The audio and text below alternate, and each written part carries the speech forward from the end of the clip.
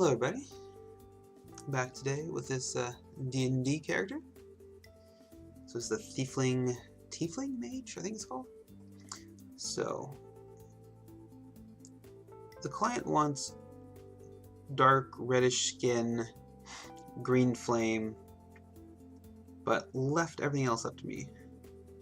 So, I don't exactly know what kind of colors I want for a thing. I'm thinking like neutral colors, browns, like leathers, some steel for the metals, I think. It's gonna be a light staff, like a light wood staff, and then I'm probably gonna make the snake head green, I think. So she's gonna have a green gem, green flame, purple black horns, reddish skin, red human skin with a black tipped tail, and hoofs, I guess, will be black as well. And so I think the neutral colors, just so it doesn't get too busy, because I'm gonna be adding like a green glow effect, because this is like a centerpiece model. So I'm going to start working the base, and then I'm going to just finalize what I think I need to do for this cloth. Because like, what's going to be metal, what's going to be... Because I'm probably going to do the metals like a dirty, brownish, darkened, blackened metal. Nothing too shiny. And their hair is black. Okay, let me just work on the base while I think what I want.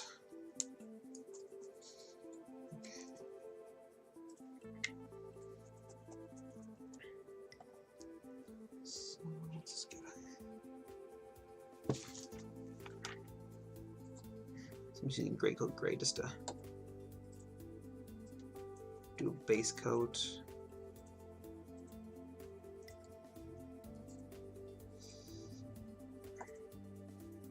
I like doing the base first, at least the foundation of a base. I said this before, I'll say it again. Just because it's easier to fix the base because you've screwed up while you're painting the main model instead of doing the base and then accidentally overpainting onto the model. It's harder to fix painting on your model, the mini itself. Okay. So, what do I want for what? I think so. She's got like leather. It's like a leather, and then metal thigh parts. I don't know what those are called. Pauldrons for the shoulder. Though, let me look at the. Okay, it's from Hero Forge.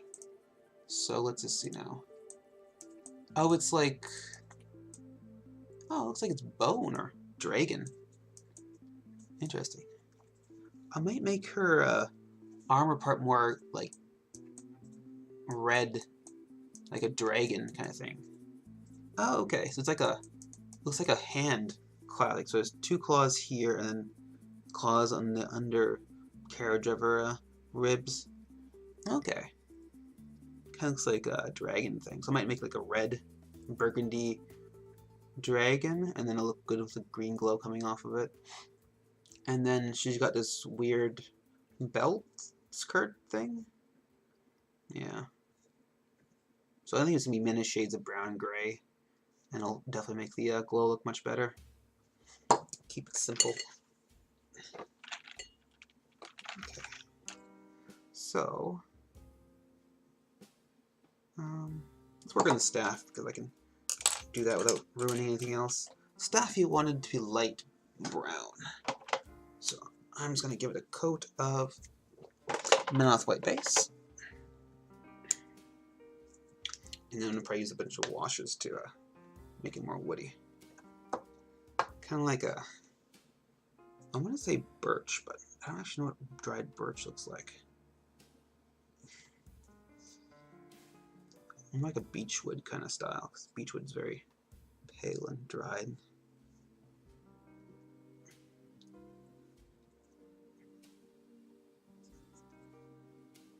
Okay. And then the tops and bottoms are going to be brass with a green head up top, I think.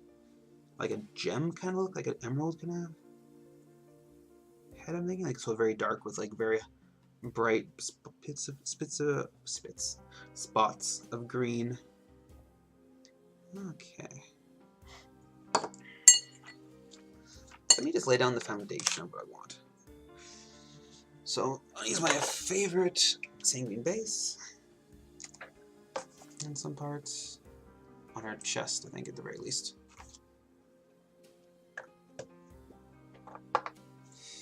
So, this part's... Whoop, that was a little too much water on my brush, unfortunately. Alright, let's try this again.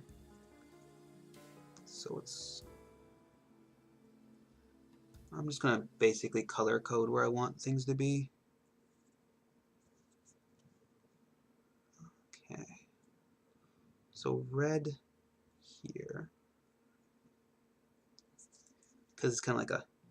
She killed like a dragon or something, a kind of drake, and is using it as a armored piece.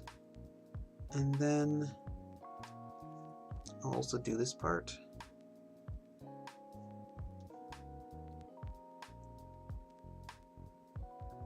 As the red.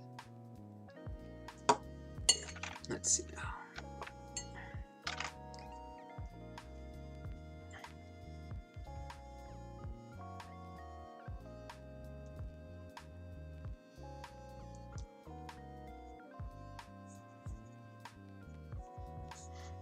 And also give her a... make her wrist things red.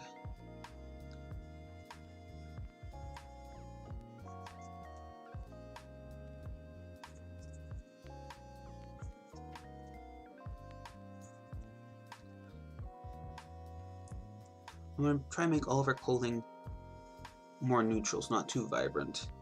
And then I'll make her flame very vibrant.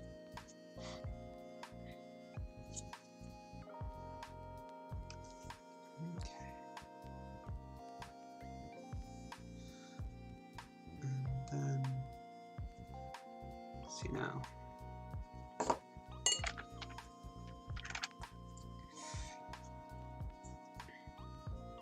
Okay, let's give her... Oh, I don't use that gray. I need a more neutral green gray. So I'll make her pants black.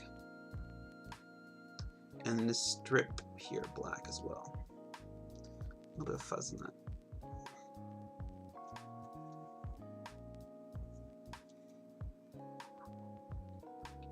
And then these things right here are going to be silver, but like a, not silver, like a very like dirty, greasy iron, I think. Okay. That's gonna be black.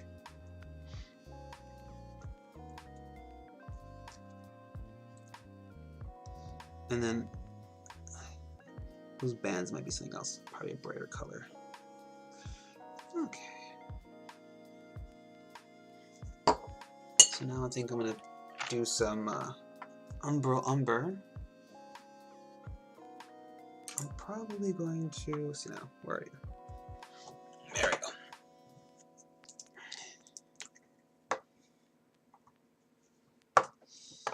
So it's nice, almost purpley. So I'm gonna do the arms, the brown.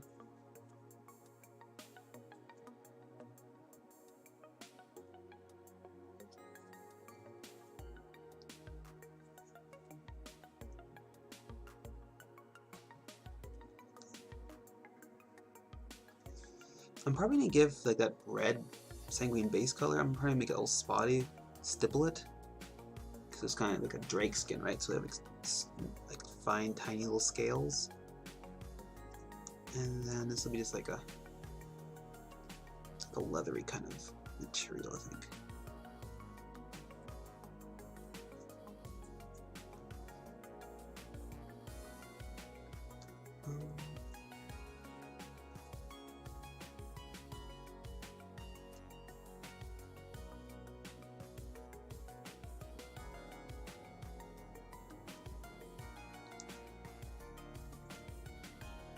And I know it's very kind of drab and not very vibrant, but it'll look much better once I add the green glows.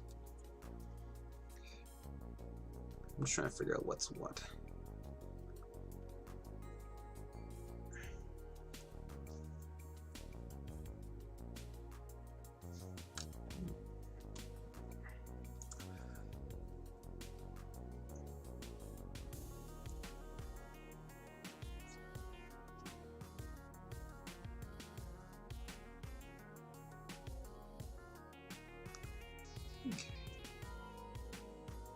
I should have the back piece too. Mirror image of the front. And then you start with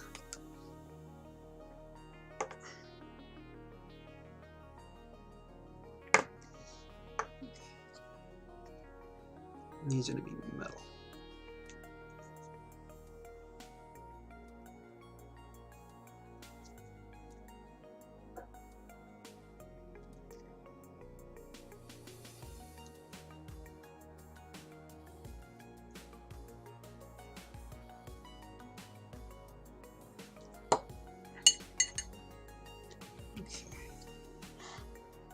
I almost forgot this little cloth back here. I like to do this color code, just do it all at once, very roughly, just when I don't know what I'm doing on like an unfamiliar miniature. Kind of helps visualize. You can still change it along the way, but it really helps, especially so you don't miss any parts.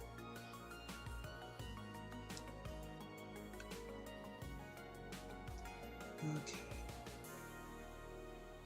I mean, that's okay. Let's see now.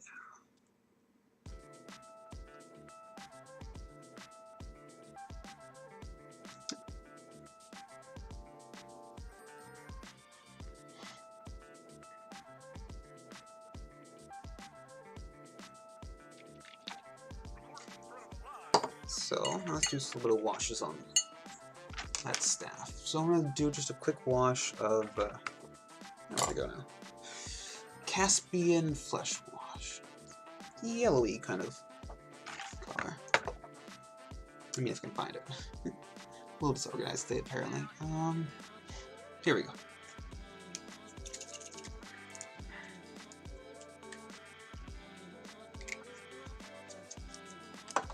So, let's do straight out of the bottle.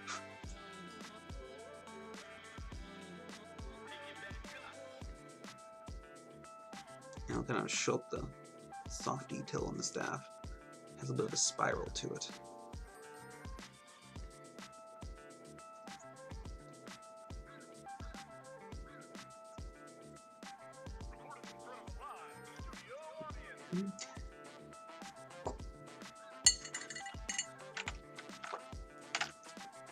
And now the base is dry. I'm just gonna add a little more color to the base.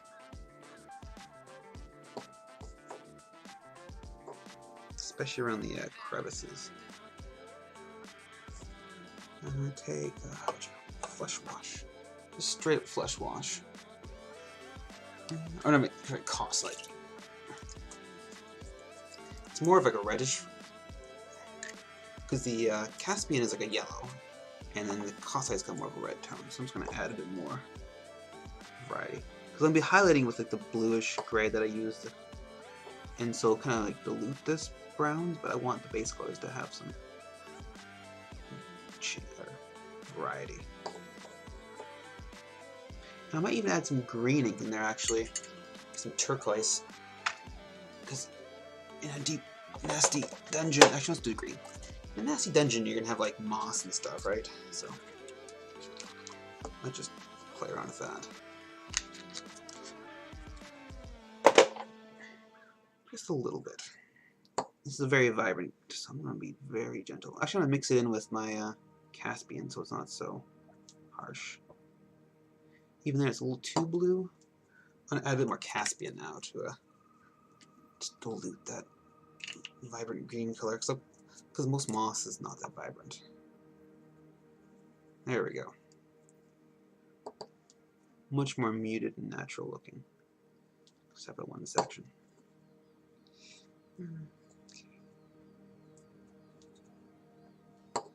There we go. Alright, so I've blocked out all the colors I've got on this lady, and I think I'm going to start with the skin.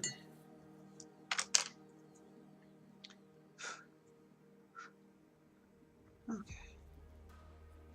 So the client wants a nice Mediterranean with a red tinge skin tone. So I'm going to go for a I think it's Cossite flesh. Just gonna get a base coat of that, and then I'm gonna highlight it with some Mammoth White. Should add a little bit of yellow tone to it. So she's got a, I guess a bronze circle around her head with a green gem on it. So I'm just doing my natural skin tones with the two colors, and then I'm going to do a bit of a red wash to it. And maybe make parts of her skin more reddish than other places. Like maybe darken up her nose area.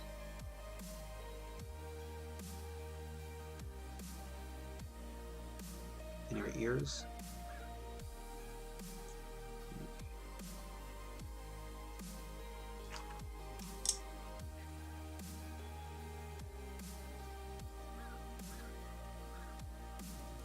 And so these tail's gonna, all the spikes in this end spiky bit probably is gonna be black. But I'll make it go from like flesh colored to a red to a deeper red then to a black. So I plan on doing that.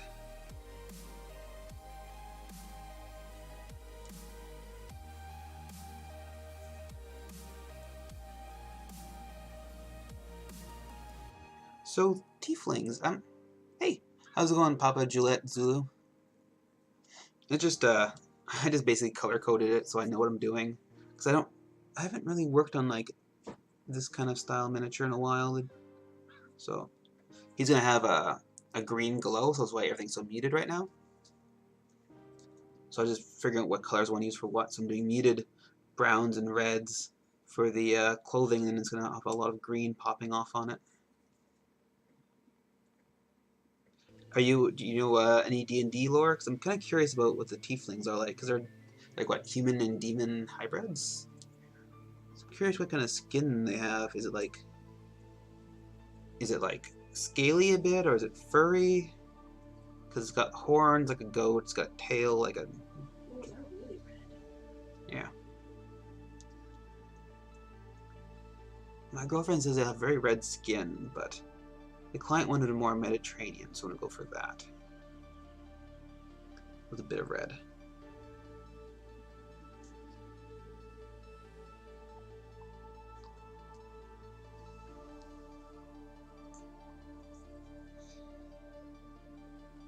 Okay. Any other skin I'm missing?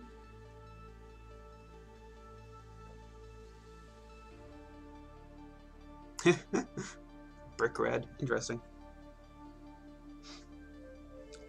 So I guess but the tieflings are like half demon, half human, right? So I guess the demons themselves have like the classic kind of like red skin, like how they portray Satan and stuff on TVs and stuff. Or like the robot devil from Futurama. Okay. Thanks, Papa Juliet. Okay, so I'm just gonna even out the skin tone a bit. And then, before anything else, once that happens, once the base is dry, I'll do a little bit of shading. I think I have a bit of something here. Piece of dried ink. Interesting. I think that's all the flesh. There's nothing else that I'm missing. Is there?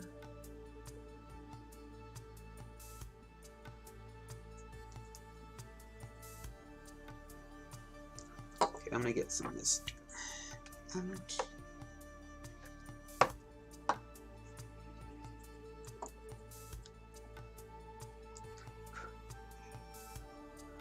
Do a little bit of highlighting, so I'm adding some Mammoth White to this Cossite flesh. It helps desaturate the skin a bit.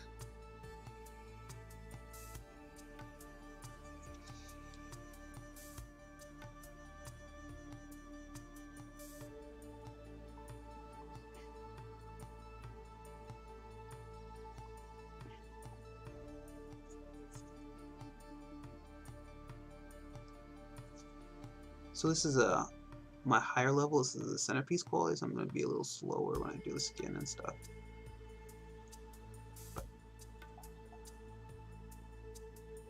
I kind of want to give the skin more like flair, I guess you might say. Because it's not human's texture. Pencil red, so I might try to make it more rough looking.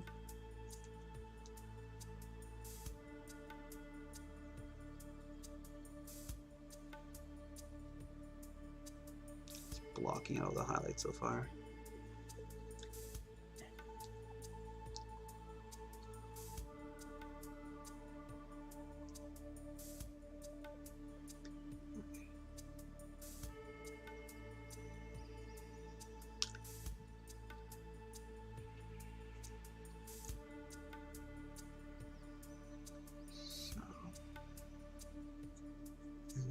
I guess it'd be later on this side right here.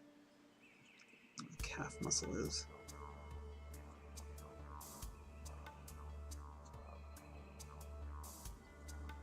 So do you play DnD, Papa Juliet?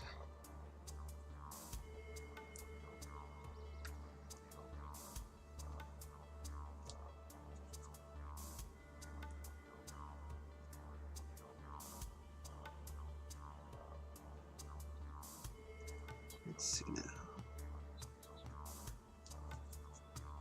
Need a better base coat. Oh, good to know. Hopefully you like what you see.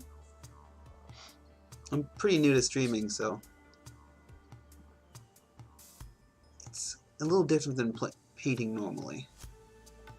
I feel like I'm a little slower on stream. But if you have any questions, let me know.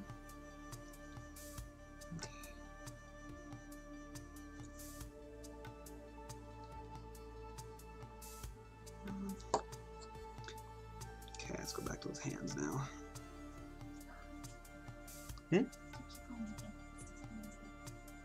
Sorry, it's hard to tell. I keep on calling it, apparently it's a guy, but it's actually a lady. Okay.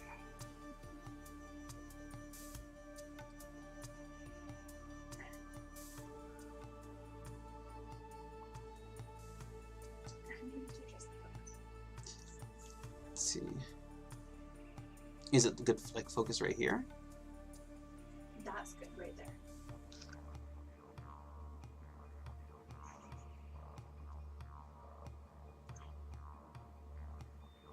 Okay.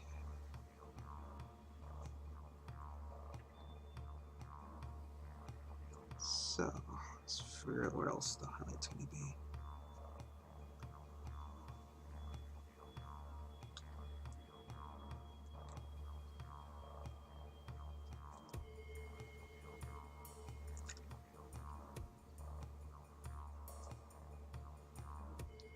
So once I've done all these highlighting, do a couple layers of highlighting, I'm just gonna do a wash.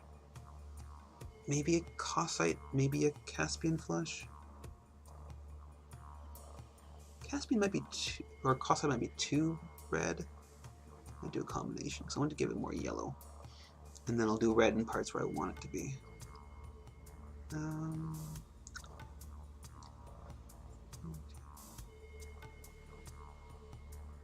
Okay, let's do a more mouth white.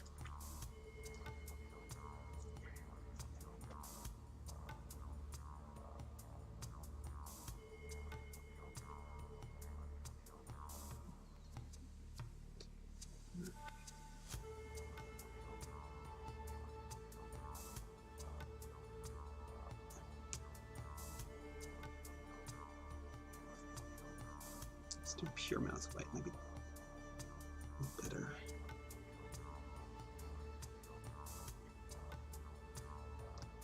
Okay.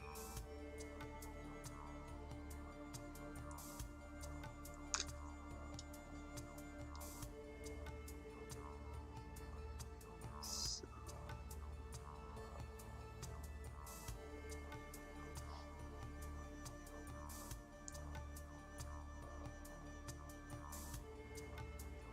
See, I can't tell if those eyelids are where they are. Maybe let's just put them there. I think that's actually her sideburns. So I'm gonna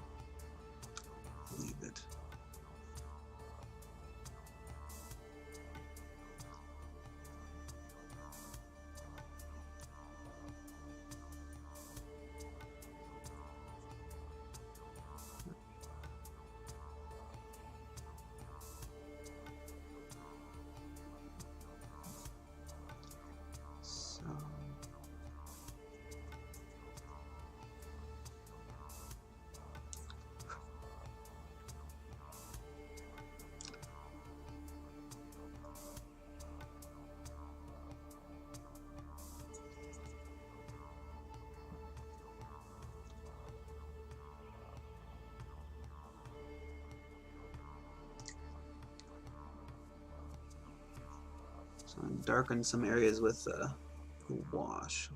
Getting close to that. I'm just gonna figure out where I want it to be a little brighter. There isn't too much detail here. The Hero Forged it's limited by the printer, right? So it's not like a traditional model where it's a little more bolder than the work.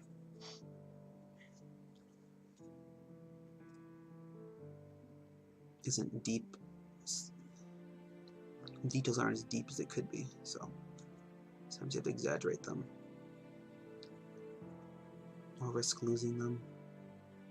Like the folds right here, like there's almost non-existent. So you have to like exaggerate any ones you find and make your own. Okay, let's just lighten up the part where our bridge touches her. I don't want to have too much of a contrast there. I think this is this skin up here? It's hard to tell. Have the Hero Forged bronze? Is that like the metal version of a? It's literally cast in bronze. Oh, is it literally cast in bronze? No, I haven't. That's expensive, isn't it? It's like $100 per miniature, I think. Yeah. No, I haven't actually done it yet. I would assume it's almost very similar to this, because, wow, yeah.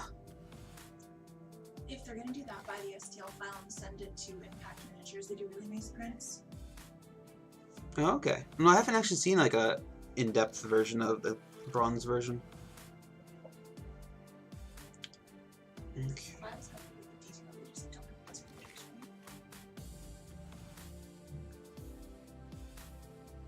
This is taking out her knuckles. Okay. It's a bit of a wonky base, so it doesn't really fit in my model holder right now, so I have to be careful it doesn't fall out. It's pretty durable plastic.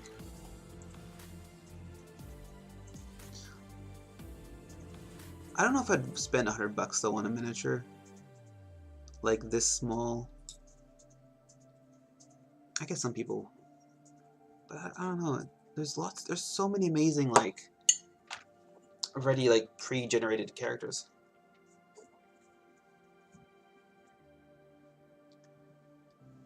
Like War Machine has some really great sculpts, fantasy, Warhammer Fantasy. Okay, let's deepen it in some other places. So I'm gonna use a mixing medium here, and let's go for a mix between Caspian and Cossite.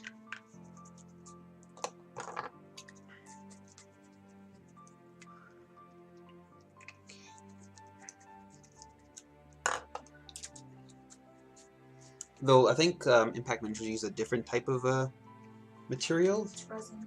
It's a resin, and what is? Photo resin. It's photo resin. What and the ones that Hero Forge use what? They're ABS plastic. They're ABS plastic. So. Okay. So I'm trying to get a combination of yellow and reddish skin tone. Let's try that. Start with the face.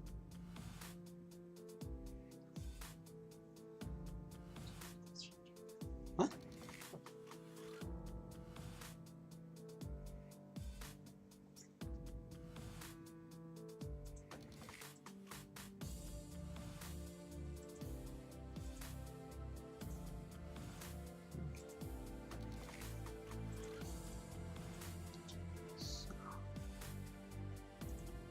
Just trying to deepen some areas while keeping the saturation up.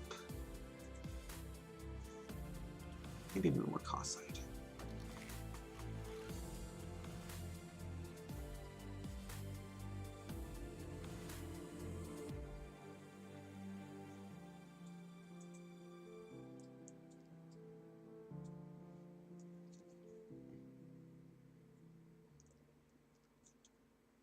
And our hooves going to be black.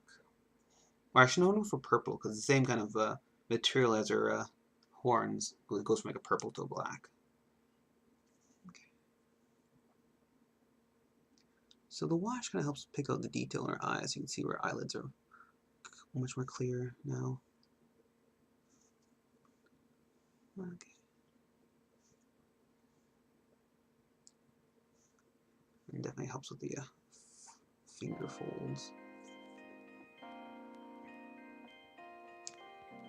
I'll probably go back and highlight a few more things that got a little washed out, but doing okay so far.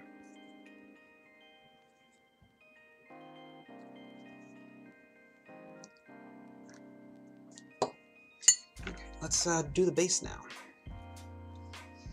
So this was Greycoat Gray. I'm just going to use a bit of Greycoat Gray with maybe some more white. More of a neutral color because I've got lots of colors in the base coat. The undercoat.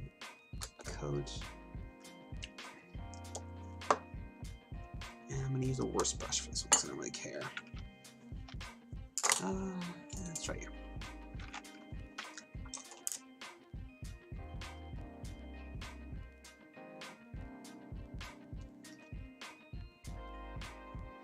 Just going to highlight it up a bit.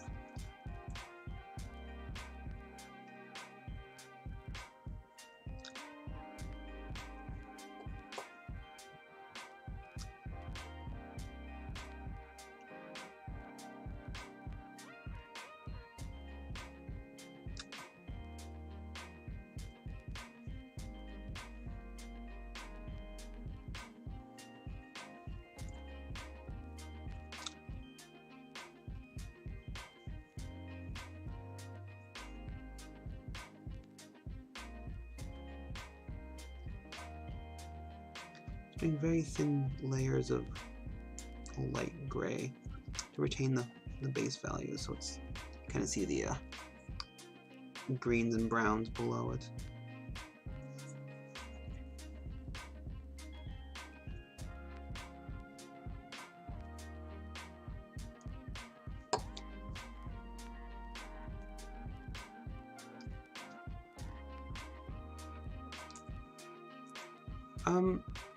Always trying to handle it by the base.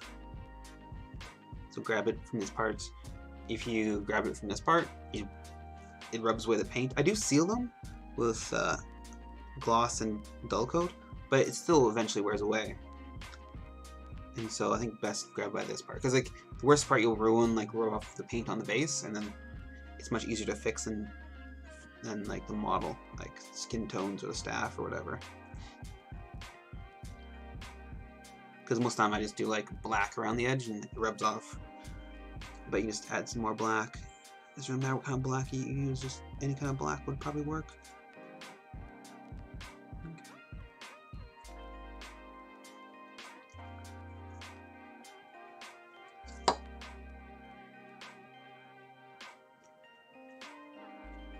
I'm just going to lighter gray. I'm just going to do like a little bit of a dry brush. Okay, I'm going to take it off this thing. And then I can get closer to it.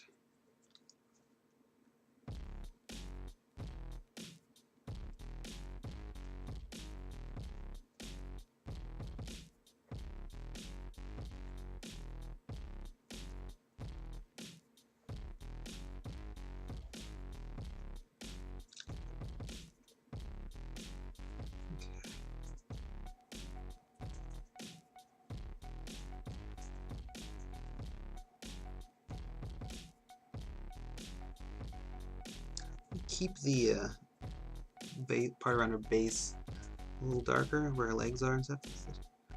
Her body will be blocking the sun, so it's a little darker.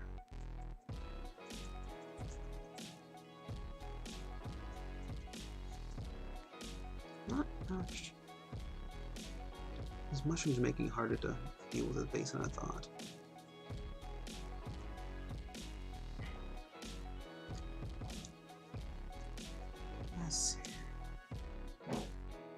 It's okay, it's not great. I have to definitely work on that base some more.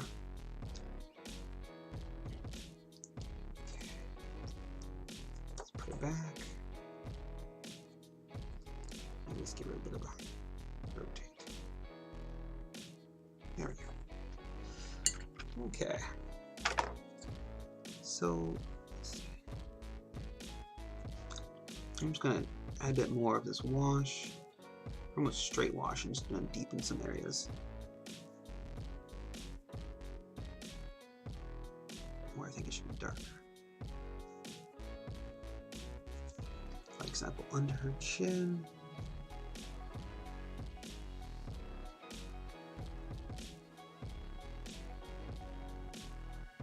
A bit more under her nose and also her eye area.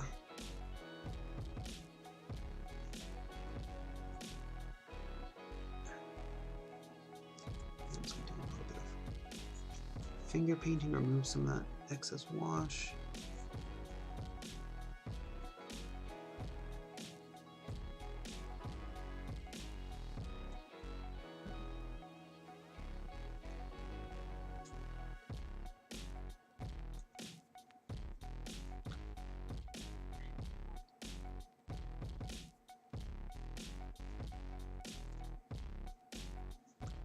Alright, the part I'm missing underneath her foot right here.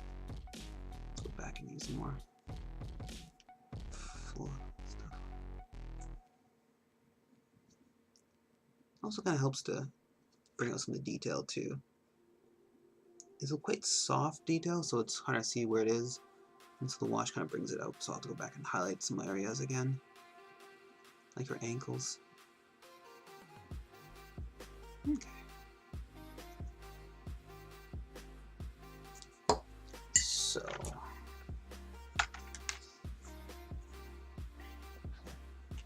I'm just going to saturate this a bit more. It's a little too bright.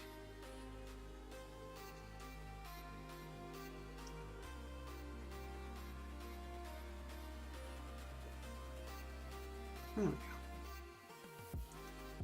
go. I like that.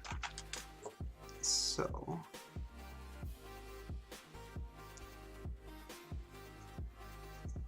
maybe let's make her cheeks a bit. Actually, I should figure out how red I'm gonna make parts of her. I should probably do that now. Actually, no, I'll have to wait till the washes, the washes dry. We'll figure out how much red I'm gonna make her. Okay, let's go back to the base while it's drying. So use this terrible brush that I got and just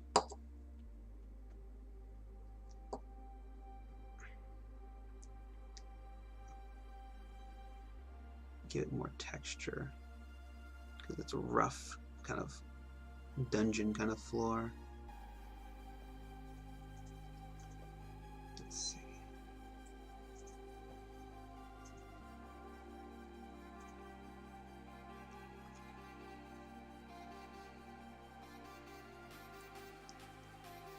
Pick out the edges and stuff. Any part where light would hit it. I want to do it kind of spotty because yeah, let's give it the extra illusion of texture, which it doesn't really have. Or the little bit of texture that it has is like from the printer. It's got the lines and stuff, so you want to kind of make it look less like it's 3D printed, more natural and soft, or harder, I guess.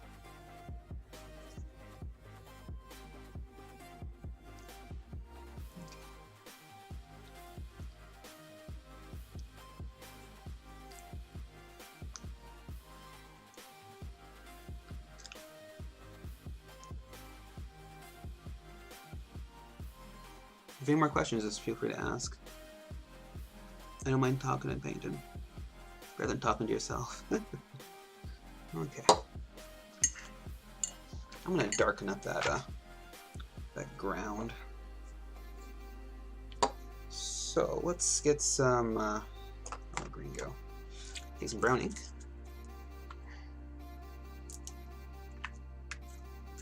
Because it's kind of coming off the palette.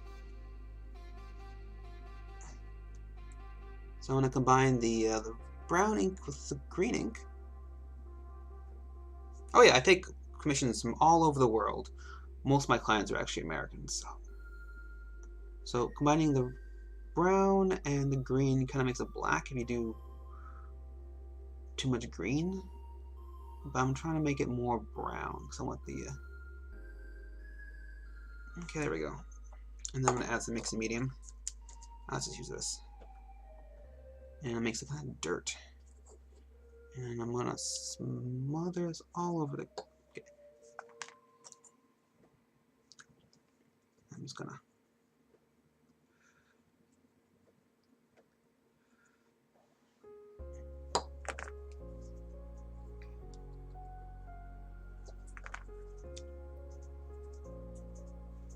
Just remove some of it with a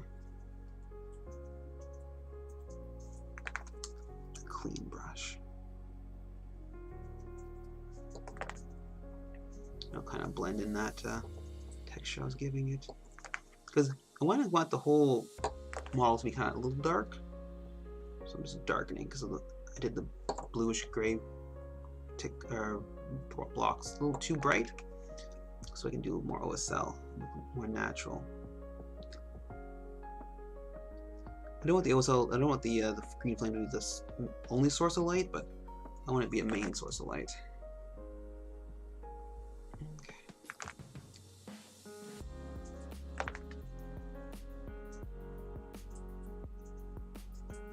I'll go back and do more of this wash, but once it's dry. Okay.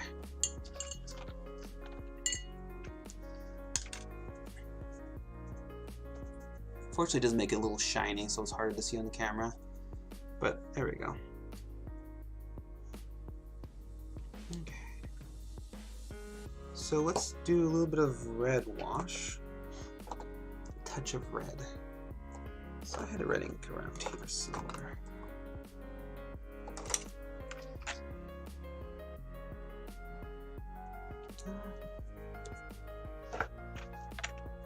There we go. So this is another P3 color, it's red ink. I'm going to tone it down a lot though, by adding mixing medium and also some, where'd it go? Caspian flesh. Gives a bit more yellow and unsaturated tone. Okay.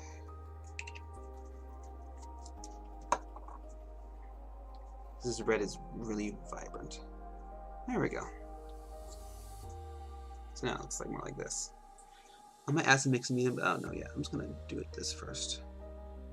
I think a bit of mixing medium would definitely help. And I'm running out of space on the palette. That's okay, I'm almost done the flesh.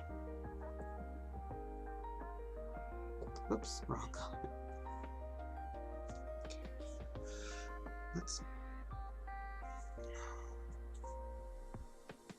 Okay. Let's make those ears more red.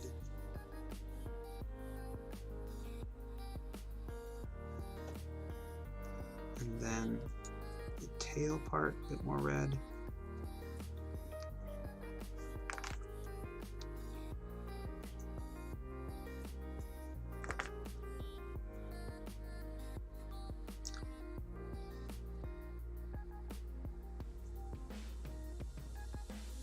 There you go.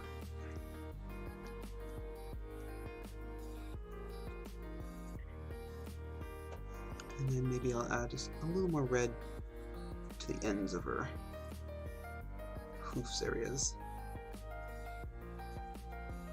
Because any of her basically end parts, I'll make it reddish.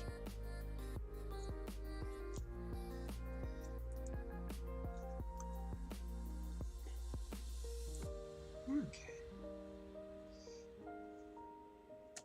Oh, and I might. Let's give a touch of red to her nose.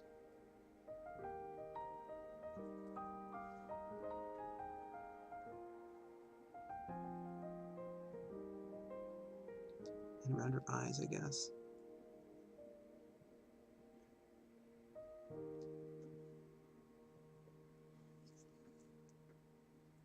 Okay. So I'm going to deepen and darken some areas, but okay, the ear's a little too red. I'll have to touch, lighten it back up.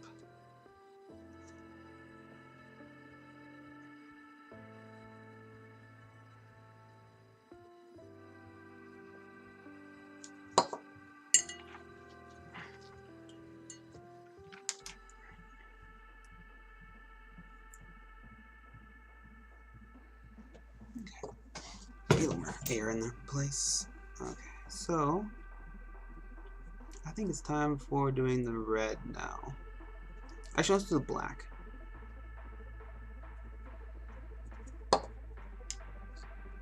Okay, this is definitely not enough space.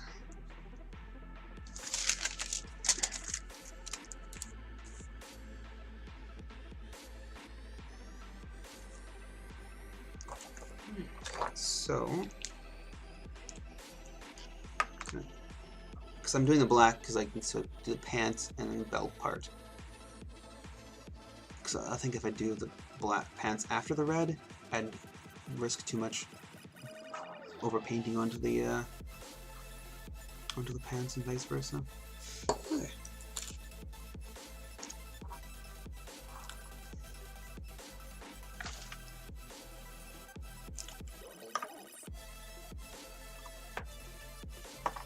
So this is a Crixbane highlight and some Thalmor black. I'm just gonna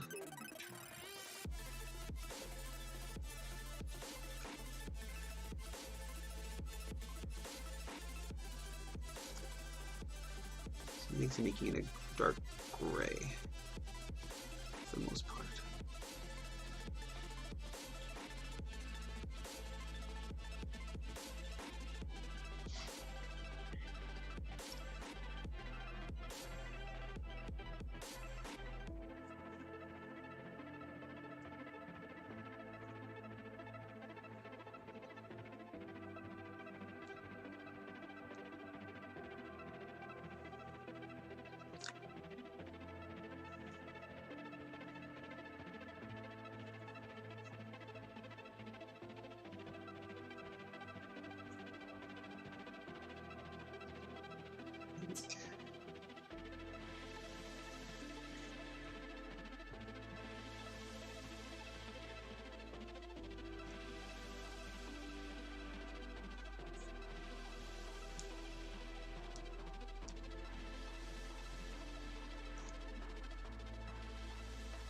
Once that's dry, I'm going to darken it.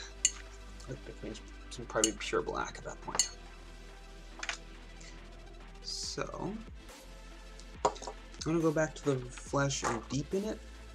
Just basically even out some of the shadows with some bloodstone brown.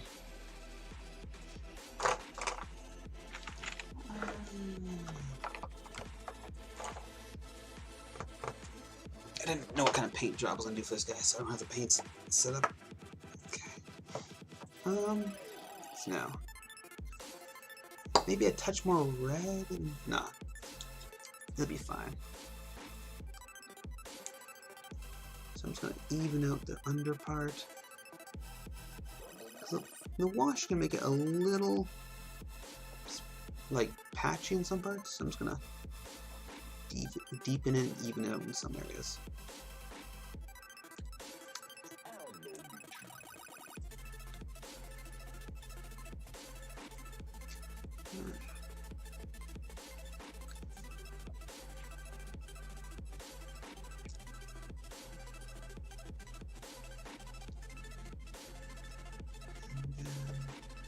I'll go back and just highlight a bit more of some of like the ankle and stuff like that. Just make it pop a bit more.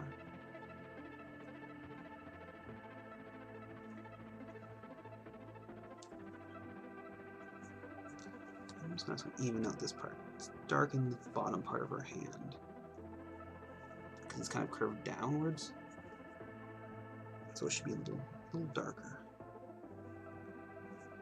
Same with her neck. Her chin's kind of shading her front part of her neck. Okay. And then I'm going to use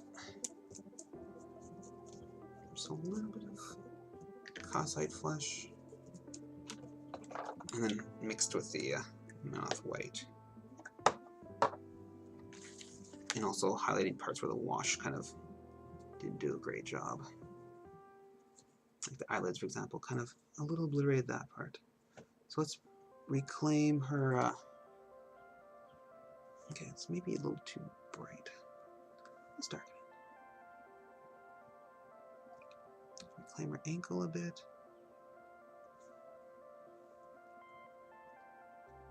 Blend that out a little better.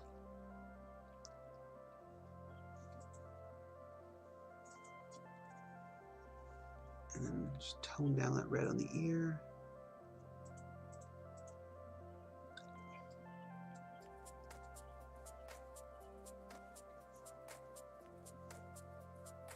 Just doing very thin amounts.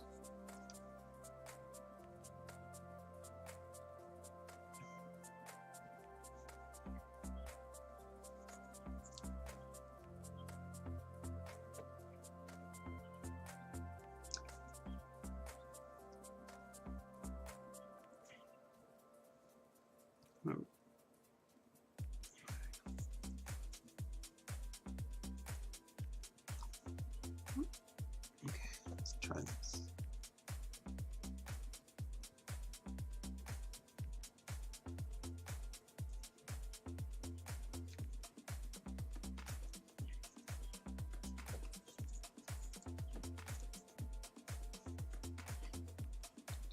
Maybe a little bit on that.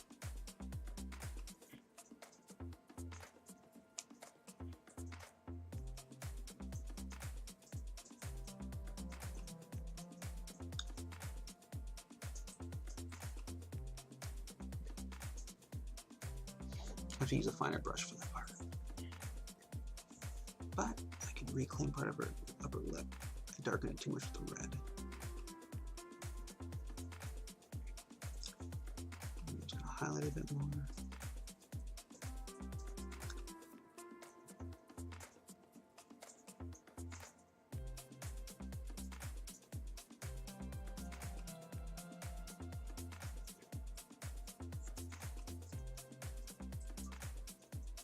Maybe make this a little less contrasting, a little softer.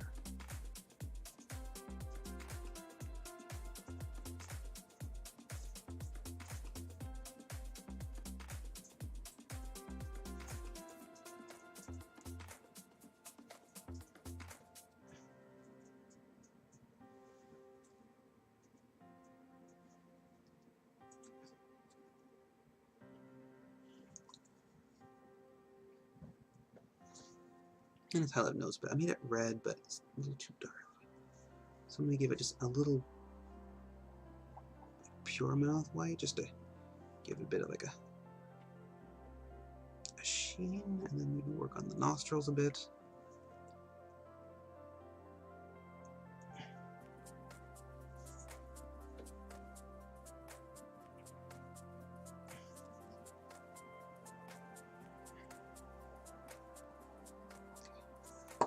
Let's do the eyes, and I can figure out where the rest of the lids are and stuff. I'm going to use, not a pure black, I'm going to use Umbro mixed with a little bit of black. And just make sure my tip is nice and smooth. Whoops. Is that a piece of paint in it? Dried paint. Alright.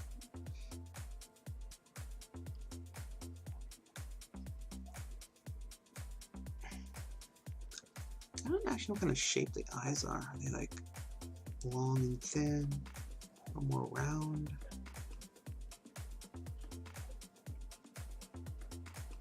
Looks like they're quite round. Okay. I don't know if round is a good look though.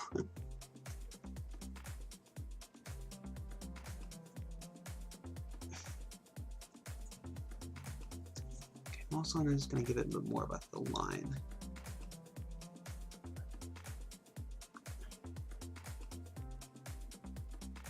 That might be too much. I'll have to claim that later.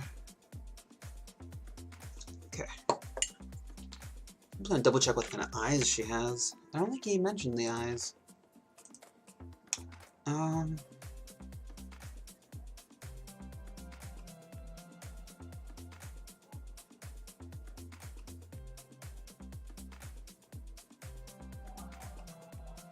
No, it doesn't mention the eyes. Okay, what kind of... Do you know if tieflings have, like, human eyes, or do they have, like, glowing eyes? Let's see.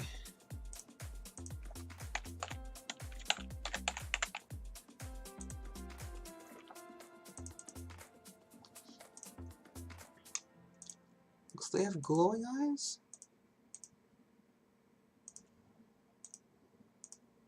I don't know, let's see. Kind of black or red, some is silver gold. Interesting. I was actually gonna make her eyes like the green, but if that's not good, then like the whole orb is like solid color, like black or red, or just like the pupil, like the iris. Like the whole eye is just like straight up. Interesting. Okay, in that case, let's just add some black then.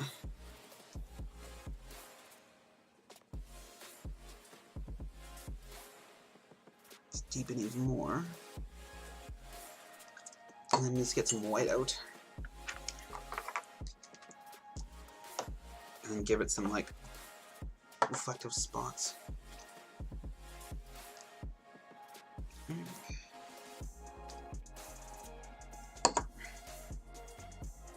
This is some delicate work, so I'm going to make sure my tip on my brush is good.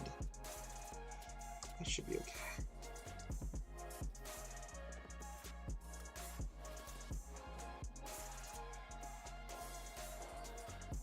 No.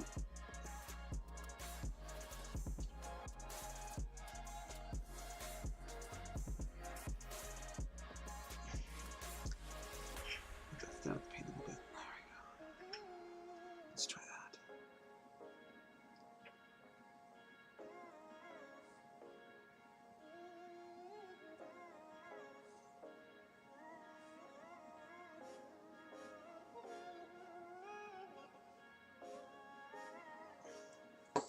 Give me a better brush tip, apparently. Let's try. Nope, you have the same problem, don't you? Maybe.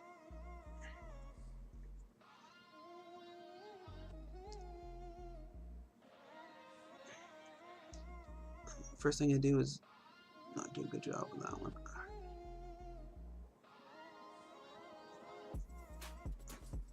There we go, like that. Let's just fix that secondary eye. Made it way too bright.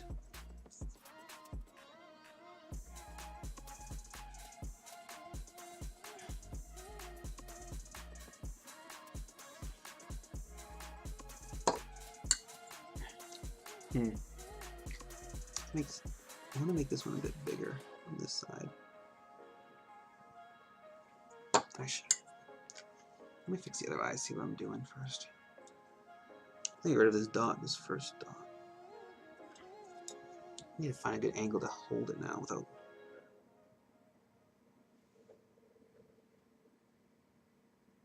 ruining my skin.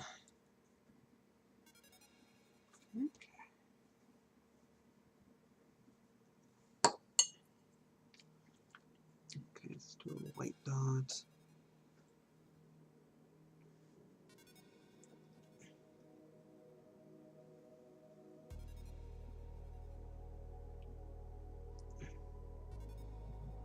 I can't tell if it's the brush or the model itself is making so I can't do a bigger dot.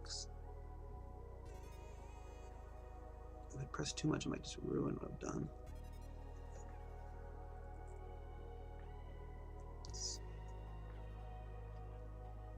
Kind of looks like it's got reflective black orbs. Okay, so now I can see where and what the eye parts are like.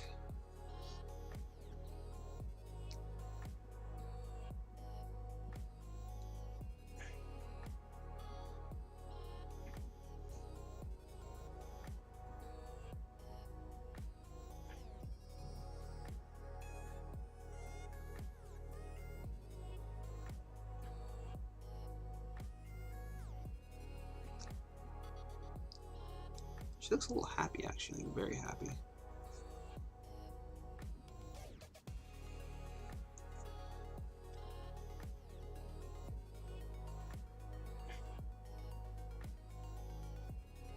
I guess the pose is called Tada, so maybe that's why.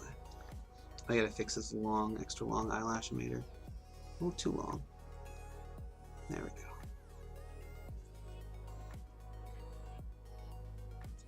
And then let's work on our lips. Use some sanguine red. Same color as her jacket, but that'll be fine. Be different texture.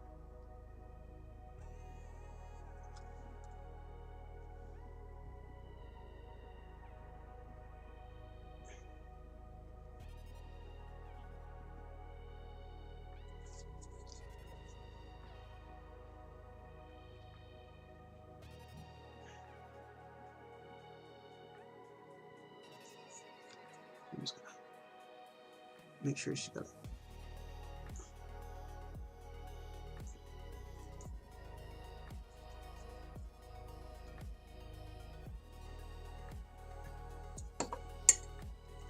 I'm gonna black out the inner part of her mouth. I don't think there's teeth in there. So don't worry about that.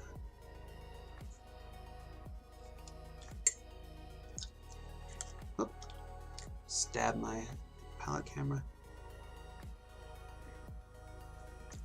So let's do some more white. Add it to that same base and just do some like lip texture.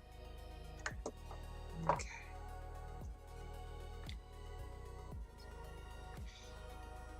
I'm gonna do little dots.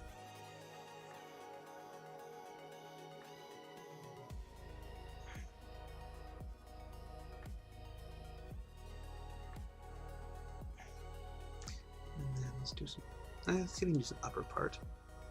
No, I'm gonna keep the top part dark because it's shaded because it's always downward. Bottom lip though, definitely highlighted. I'm just gonna do a solid one.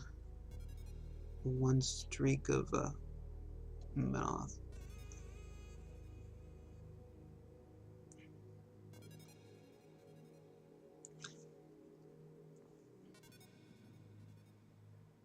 Oh, not. Darken side now. Made it a little too bright.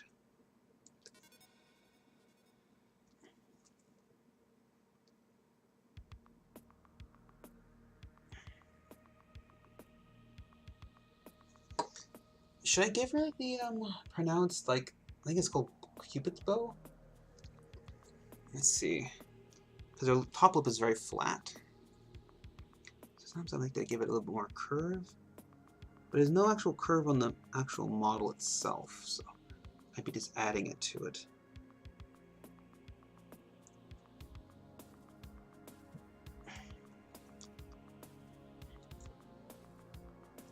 Maybe I shop center now. Let's see.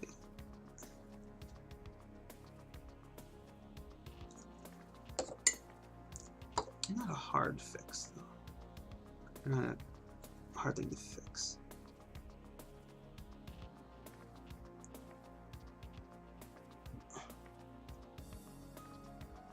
No, I don't like that Cupid's bow thing. I'm just gonna give it more of a flat lip.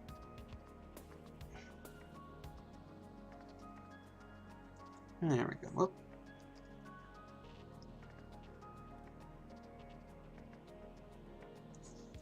Just want to double check on the actual miniature thing itself. So she has a brow, and she's got a circlet on her forehead. She's got piercings on her eyebrow. Interesting. I didn't notice that. So okay, let's block out her eyebrows because she's got black hair, so she obviously has black.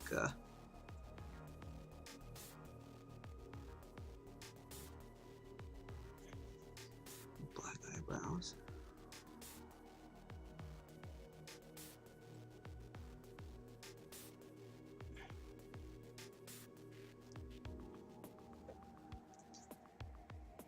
And I still have to figure out where is what. I'm just gonna. I need to get a silver out. Give her some silver eyebrow piercings. Just a little bit. A little bit quicksilver. Because she has two on her right, and then one on her left.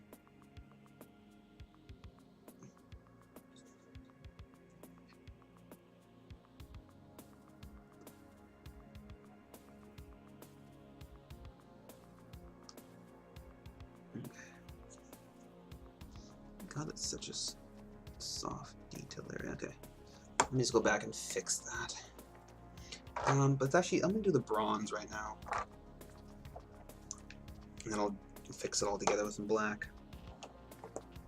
Okay, let me fix. It's gotta be a little more mix than that.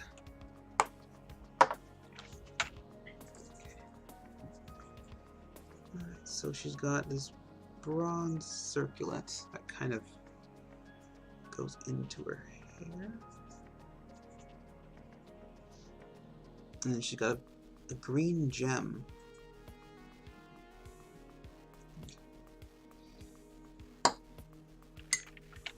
Oh.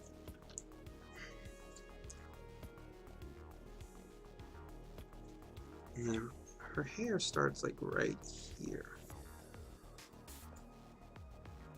I'm just trying to border or block in where her flesh ends and where hair is.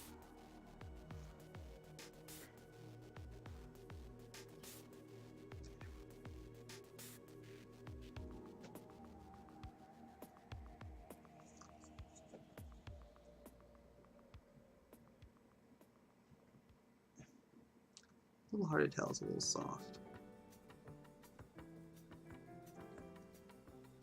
Okay. So now I'm just going to take this black and just do a border around the brow thing.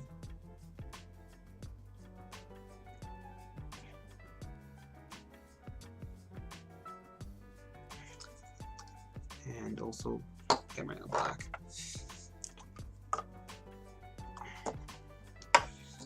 Just redefine those eyebrow things.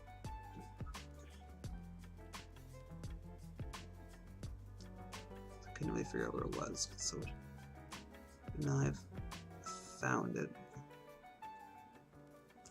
Kind of.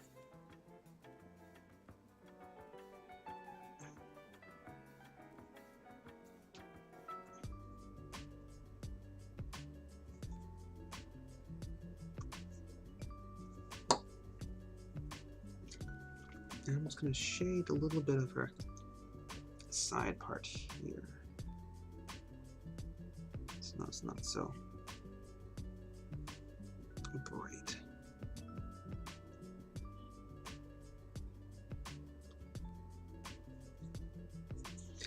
I guess also lock in where the gem is too.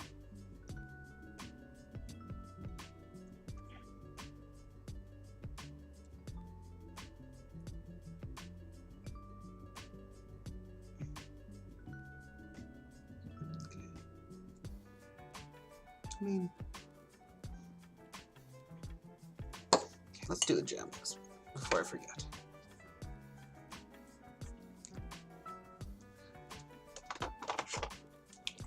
So the base is going to be Iocene green.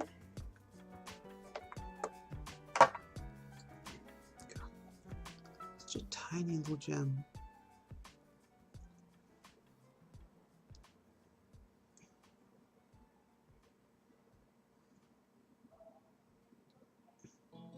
It was supposed to be like diamond shaped, but it's more of a circle now in the model itself. Okay. And then I'm going to just bring it up with some sulfuric yellow. Keep the saturation up.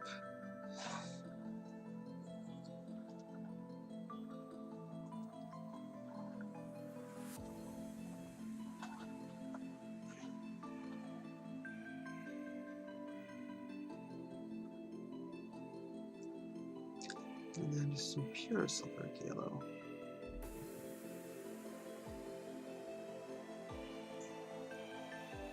I'm just gonna take a little bit of black, a bit of green, darken. No, I'm just pure black, I think.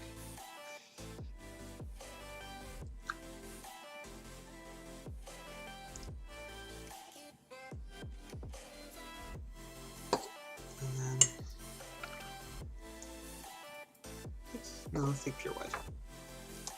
I'm just gonna add a little dot on the top part, where the darkest part is. Because the light is basically showing off the light of the sun hitting it.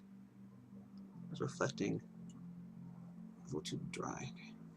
So this white part is representing the little sun hitting it, reflecting off the surface.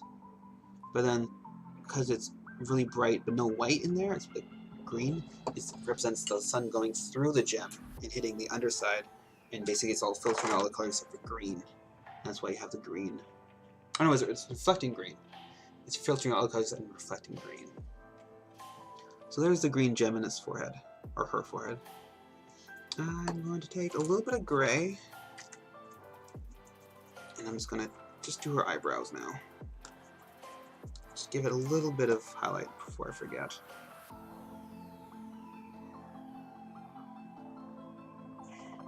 It's not pure black.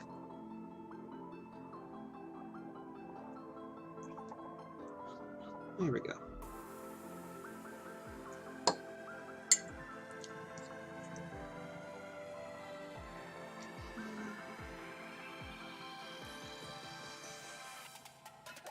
Darken her lip right there. Just take a little bit of pure white and just do a softest little dab. Make her lips a little, just make her lips look a little sweater. So the pure white kind of represents the sheen.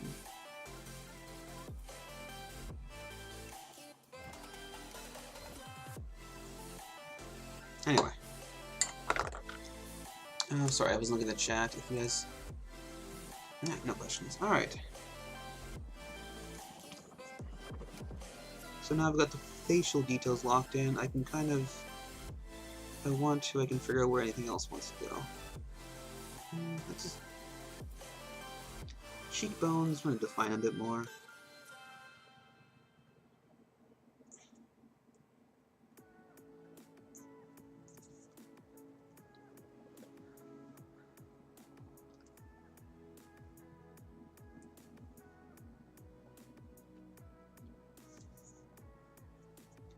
And maybe just a little bit of crow's feet.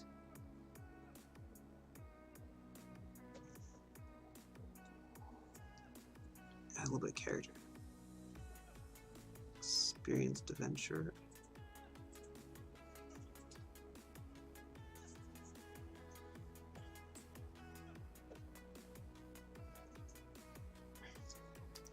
Such a tiny little brush tip. It's hard to get a hold on it sometimes. Okay, let's do some deep cracks from the crow's feet.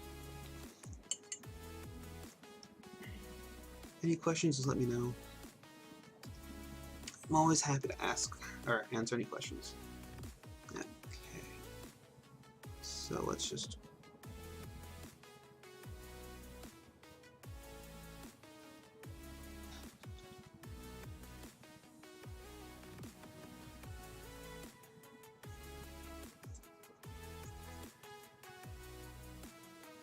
I probably should have done the crow's feet first with the dark color.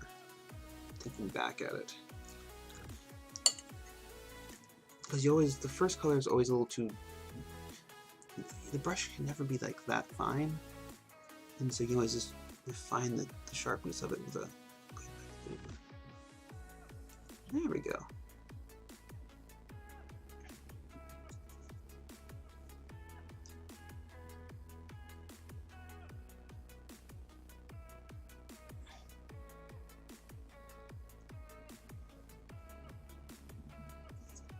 Maybe a little lighter on the bottom one.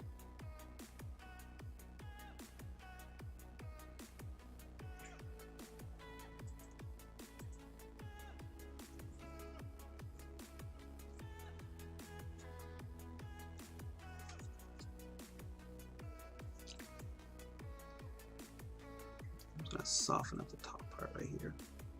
Some pure calcite flesh.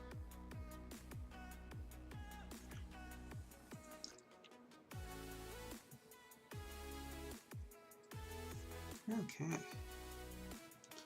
A little more wisdom now. She's a mage. Gotta pay for your power, right?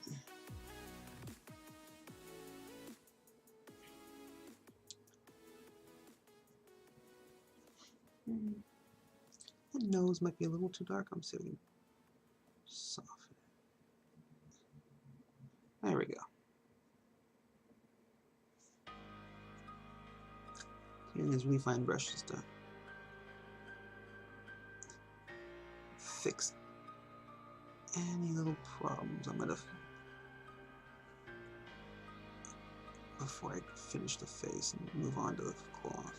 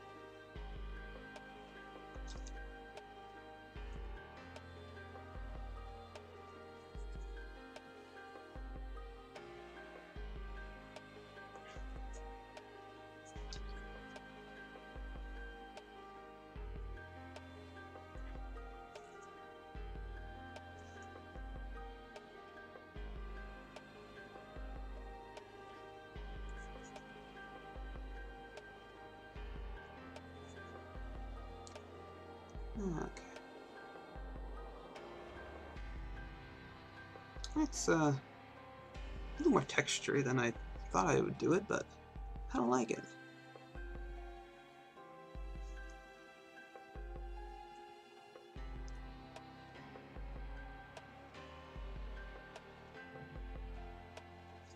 Let's do a little bit of pure mouth white on some part of the ear. I think, okay, let's double check. Is that the horn or the ear? So the horns actually go over top of the ear, so it actually hides the tip of the ears. Okay, good to know. And this is the back of the ear right here. I'm just going to darken up. Okay. Well, that's the face for the most, part done.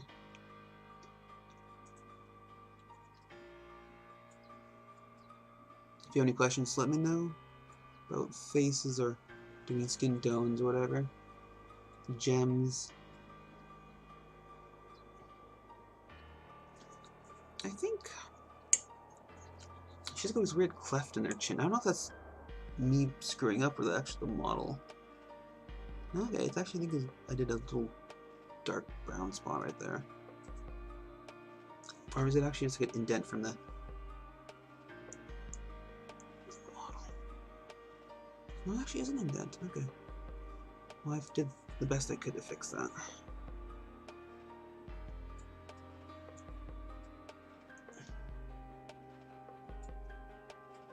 Okay.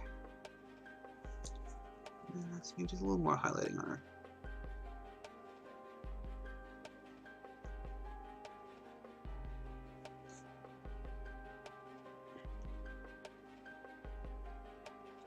Hey, I like that.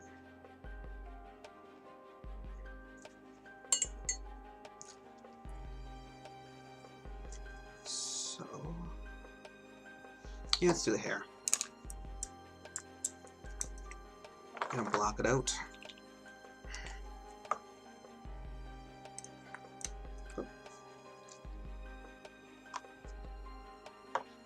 Some semi-black.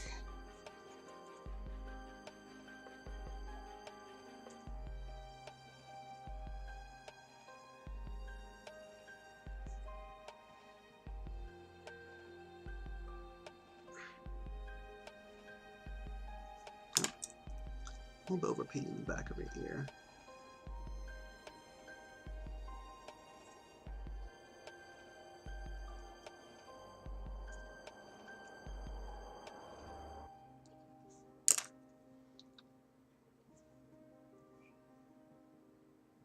Probably going a little too slow for this part.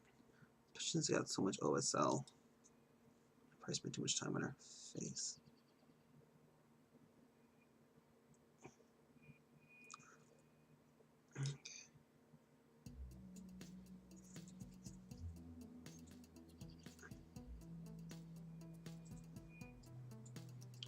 Okay, that's for the most part blocked out.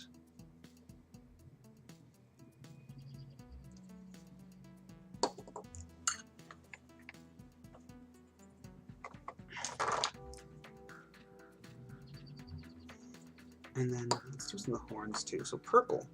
Purple, purple, purple. I don't know exactly what's gonna.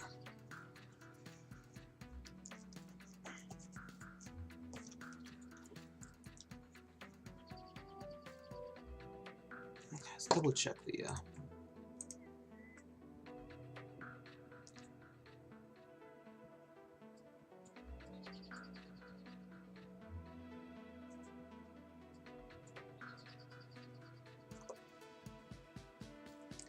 I feel like it's gonna be purple with like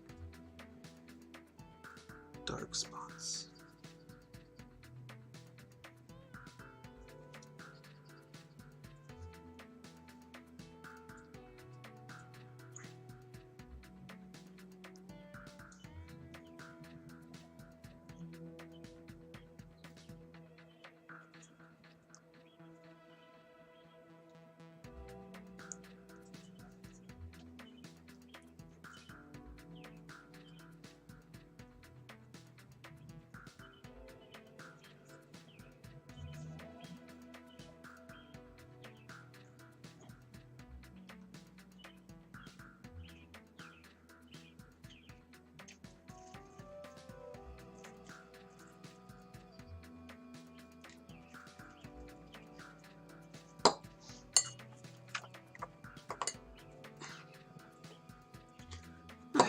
Let's go back to this tiny little brush and start doing some highlights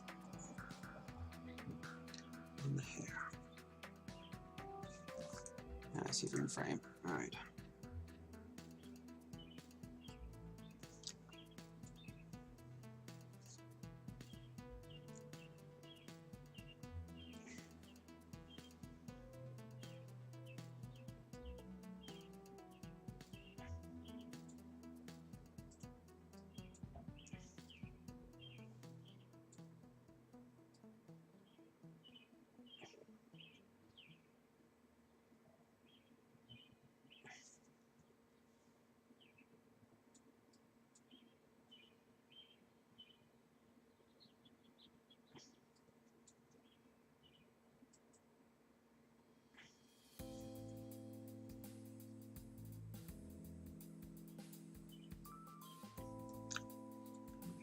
And this is the spot where the black's supposed to be.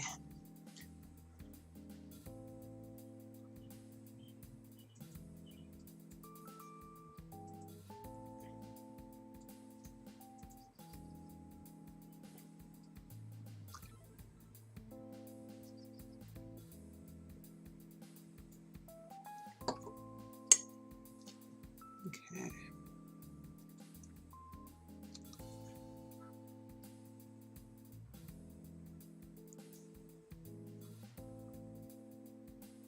Actually, sorry, this part should be actually going into the braid.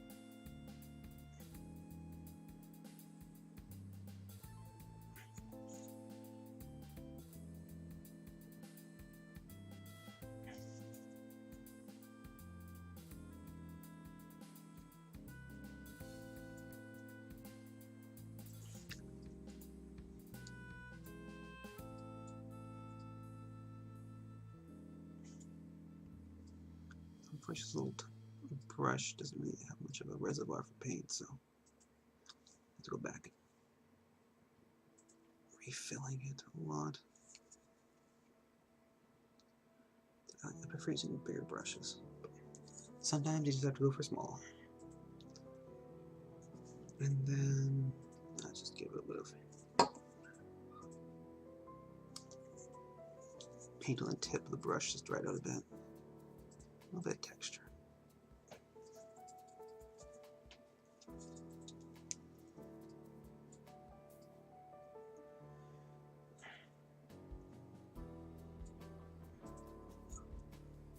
Okay. Let's go for almost pure white, light gray.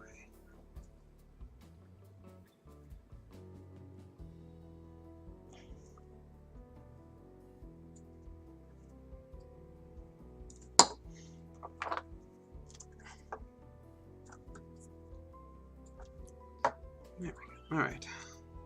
So just in the top part.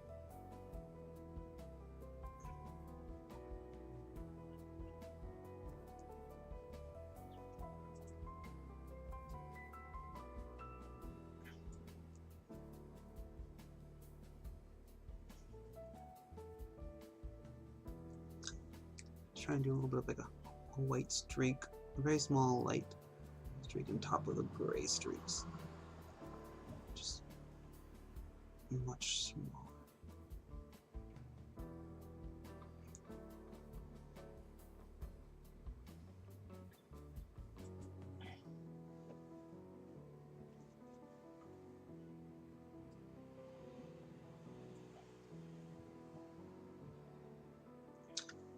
Drying out. It needs to be thin. Gotta be nice and thin for this. Alright. Might go back with a bit of a black wash in some parts.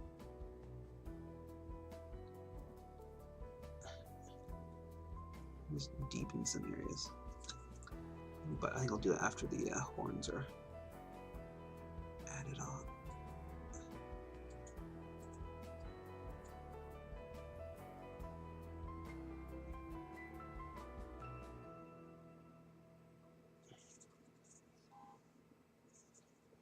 Okay.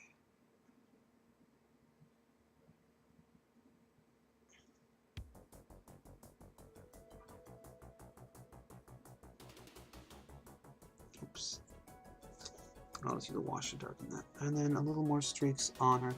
Oh, thanks. Thanks, Papa Juliet Zulu. Okay.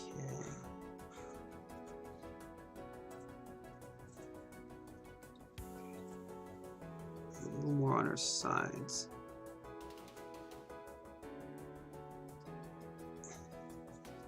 More grayish hair.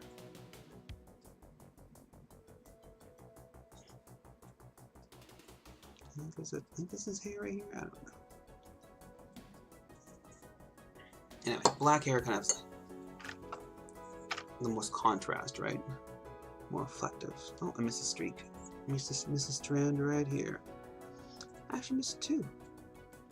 That's not good.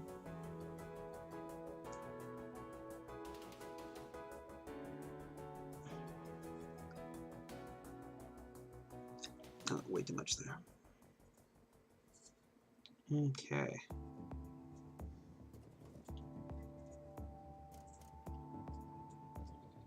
Now the horns.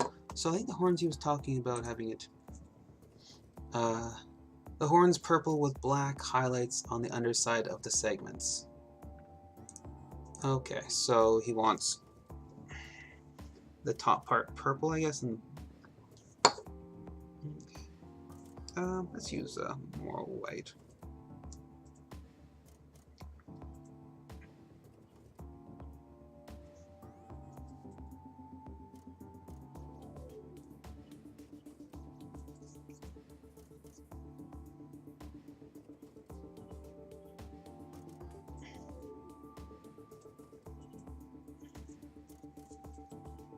Just trying to figure out where the segments are.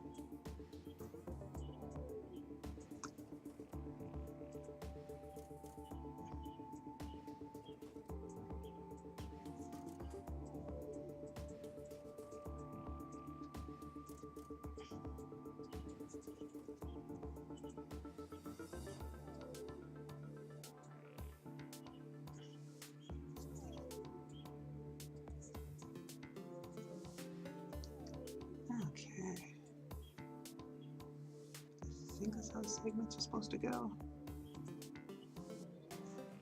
A little hard to tell with the how soft the detail is.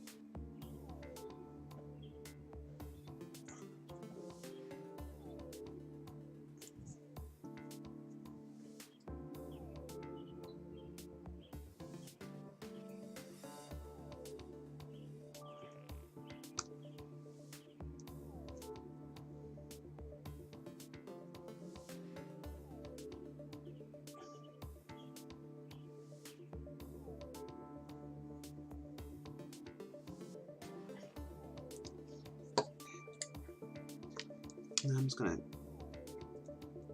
make it a little more purple.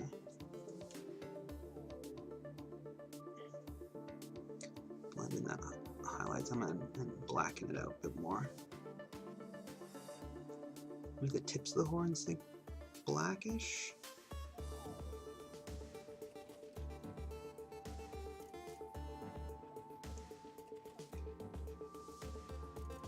This one's under part.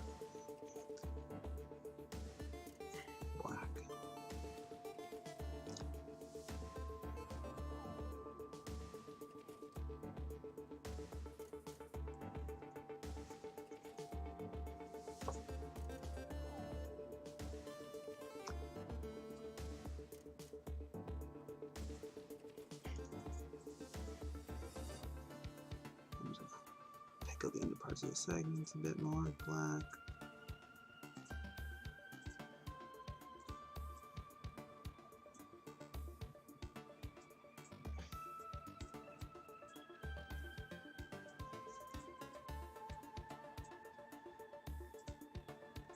Let me go back to a bigger brush. It's a little too small. Okay.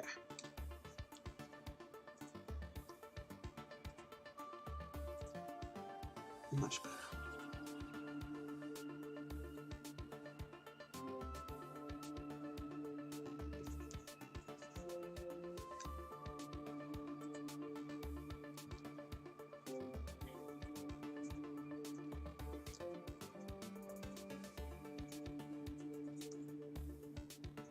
Now since I've had pretty much all the white primer taken away, I'm gonna change the exposure up, so maybe make it a little easier.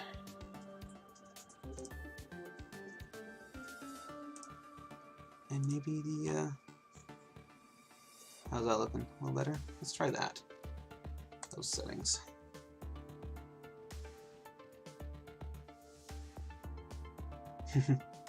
Thanks. Okay. Back a little bit of purple and just claim some of that darkness.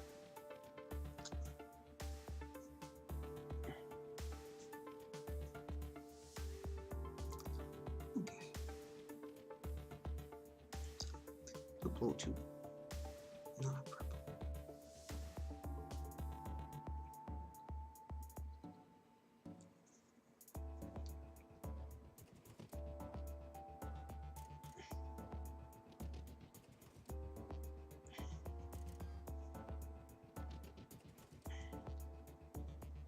Use some almost pure moral whites for some, because it's shiny. Just for the tip.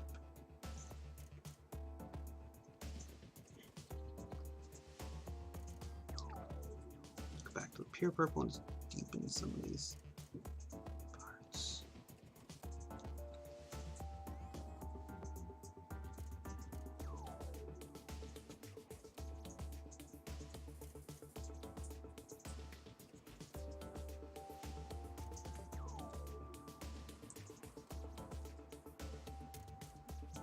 So do you paint it all, Mr. Papa Juliet?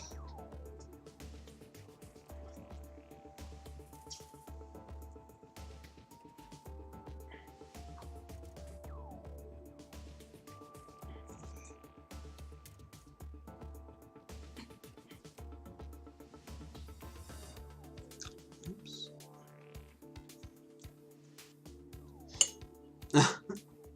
Photoshop's a good skill. It's great for like color theory and stuff like that. If you want to apply it to like painting. I do a bit of Photoshop, especially on on my photos when I post them. A lot of color balance and stuff like that. And cropping. Thanks.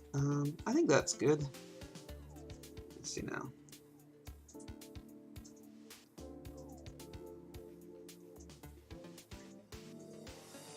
So, just a little bit of black wash along the hair.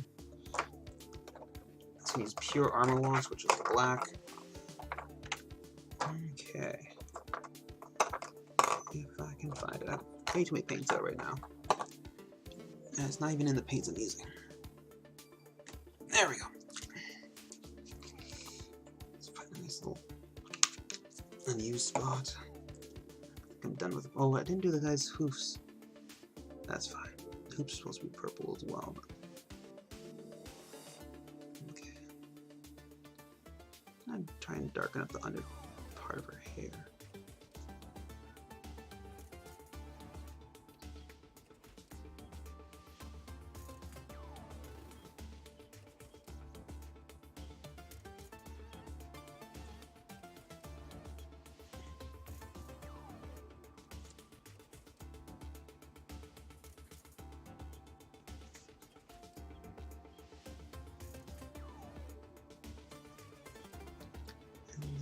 Oh yeah, this part right here.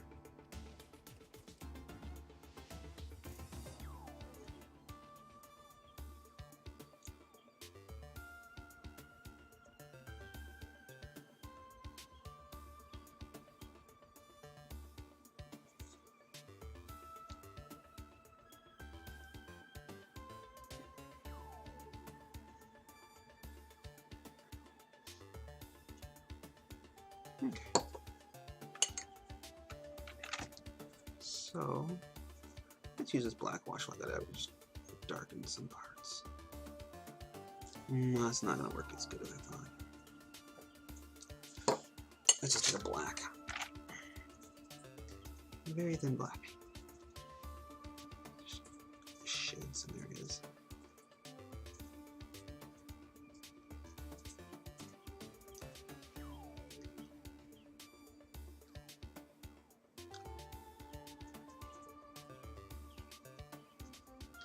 Okay.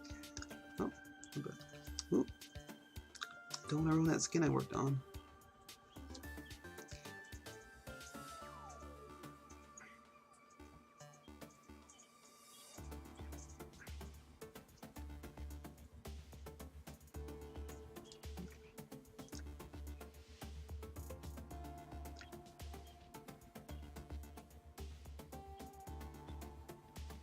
Just blocking in the shadows.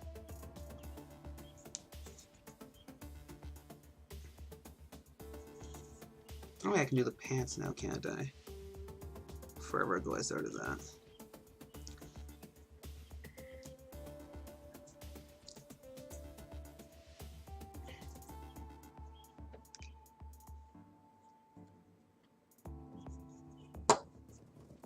Cool. Thanks for watching, and look forward to your email. Have a good rest of the night, I guess. It's probably pretty late for you guys. It's not too bad around here. Alright. Have a good one, too.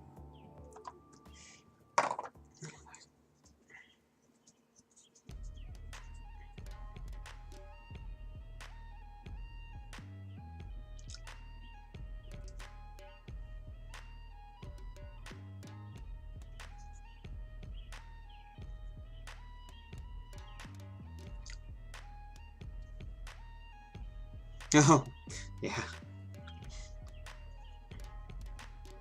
Yeah, it's only 6:30, 6:40 on the West Coast here.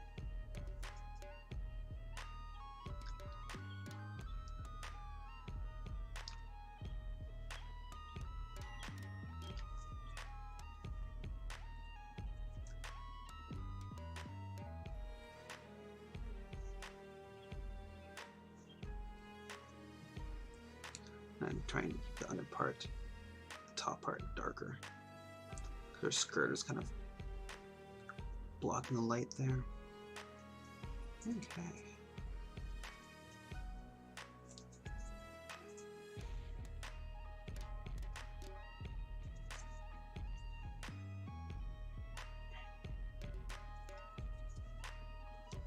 Careful not to screw up the skin on the bottom, because I don't want to retouch it up.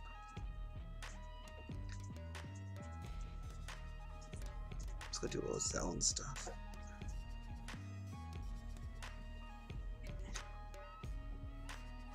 Okay.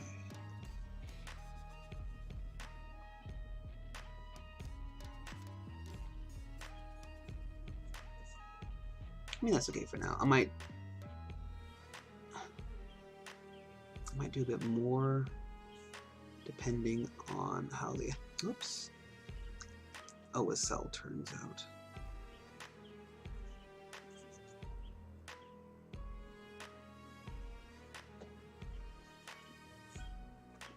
A little bit of black, a little bit of gray. Okay. Just gonna also do a bit of the black on the. I think it's now it's time for the red.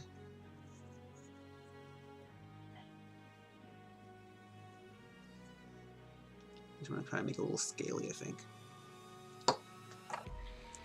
So.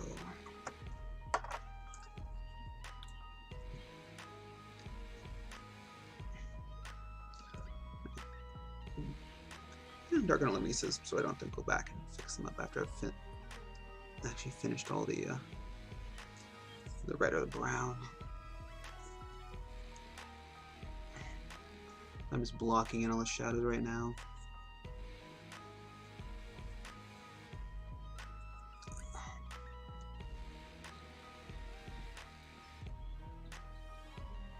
Okay.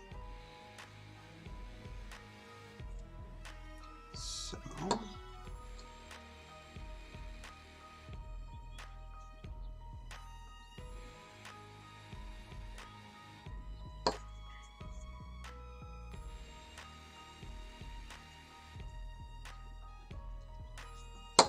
let's start doing some of that scaly bits. So this is back to the sanguine base, and we get some open space on my thing. Change gears. Man down. Oh, there we go. All right, and then we're back to the Menoth white. So I'm gonna just do my highlights.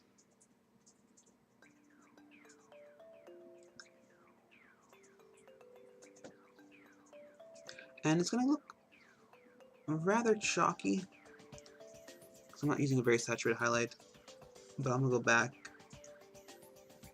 and deepen some areas with the sanguine base, so I'm not worried about it. I'm just going to get my highlights and textures done, and I'm going to keep it and reclaim my saturation afterwards.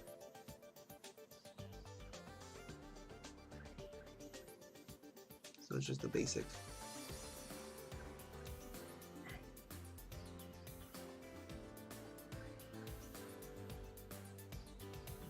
highlight areas.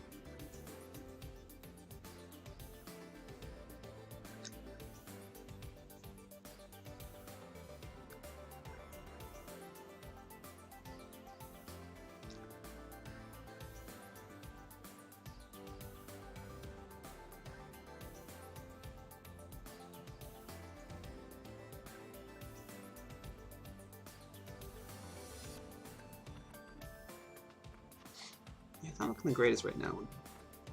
The chalkiness makes it look kind of terrible, but don't worry.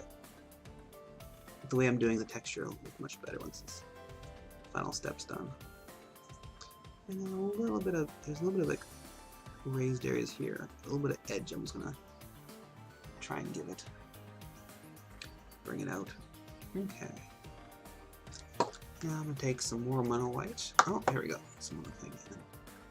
Make a brighter version of it and do some stippling. Give it a scaly kind of texture.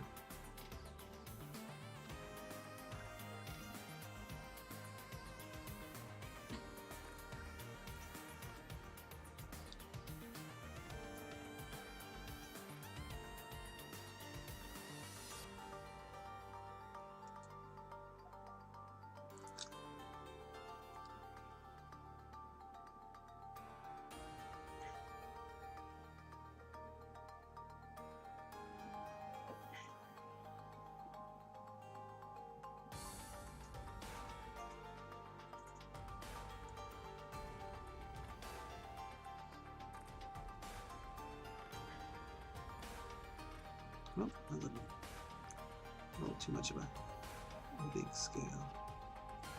Okay.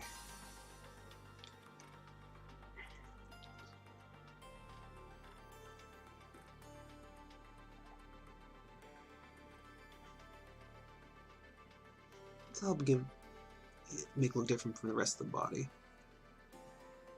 The finance looks different than the leather, for example. Because I don't have like leather and leather and leather.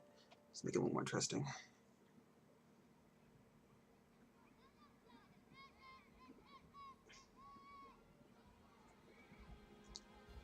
Okay.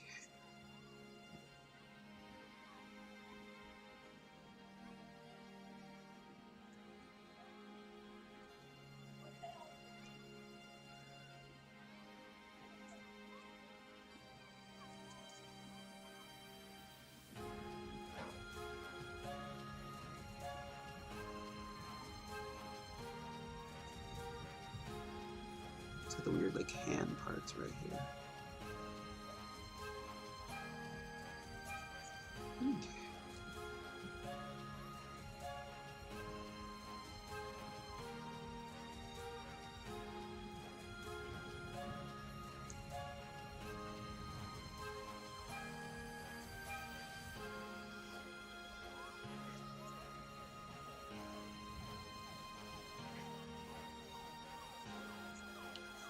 So you can kind of see it's a little stipply.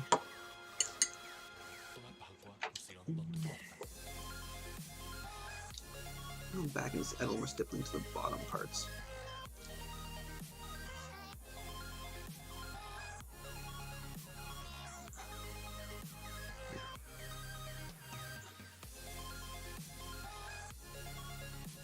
Okay. Now I'm going to go back and just do some straight singing bass and resaturate it and kind of blend it together a bit more. I'm going to do a very, very thin singing bass. I'm going to start in the back here. Just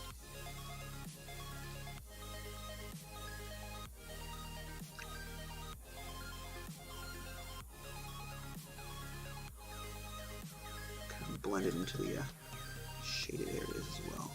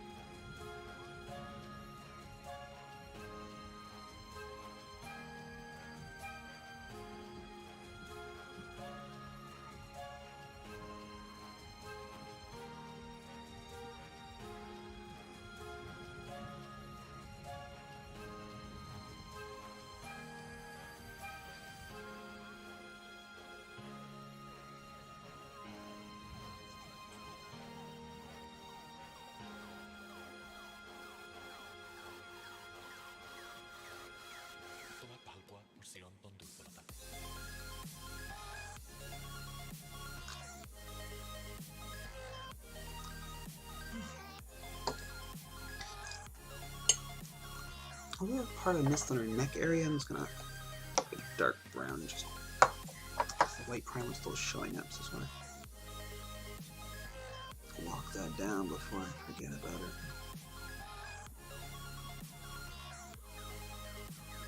it. Okay. Now I'm gonna go with the black and just tighten up some areas.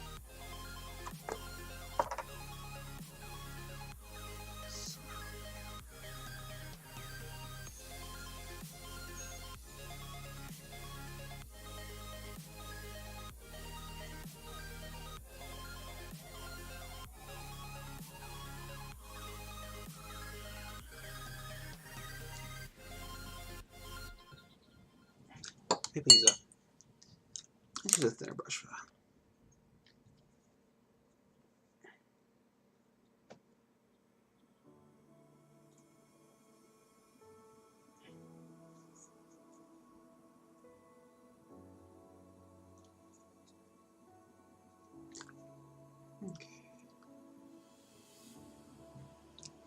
I didn't really do any stippling on that part. That's fine.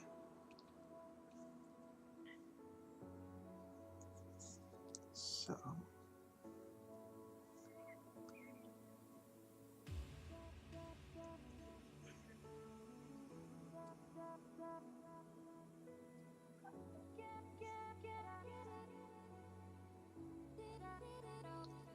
A black border between the brown and the red. Get more depth. It's a little soft.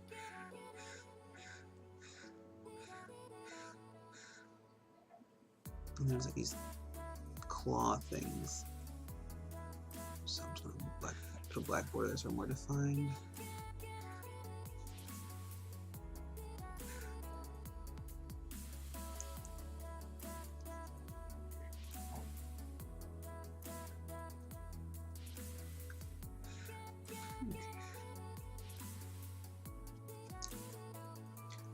It's got this edge right here. I'm just gonna put a black border on.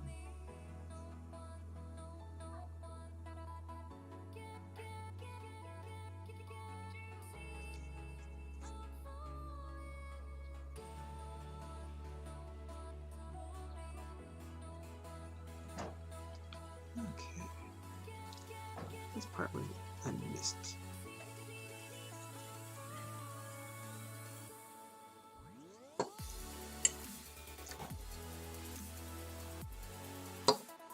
I'm just using black wash on the bottom part of this. Where'd my arm wash go? There we go.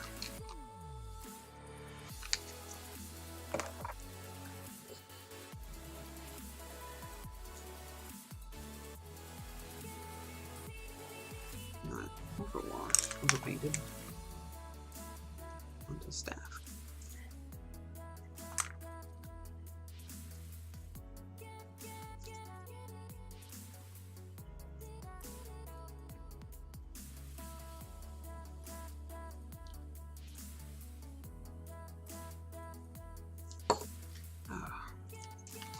More black.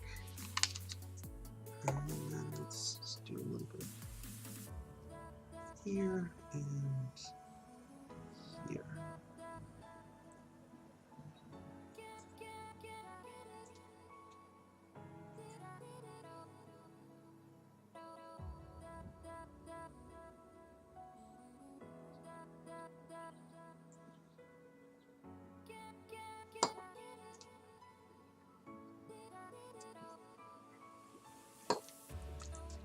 I'll also do the middle too with a black wash. I'll go back over the brown too. Let's just get the detail out.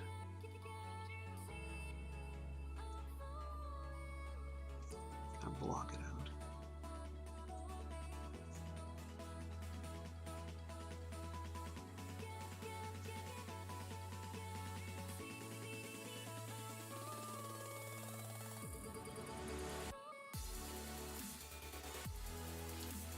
I'm using a black wash just to define this part right here.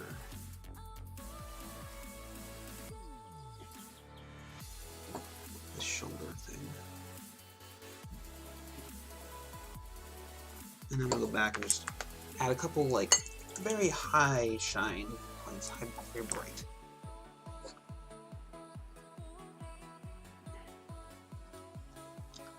Just a few.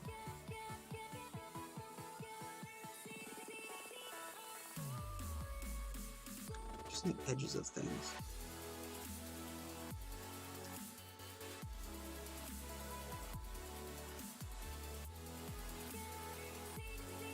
Maybe even brighter than that.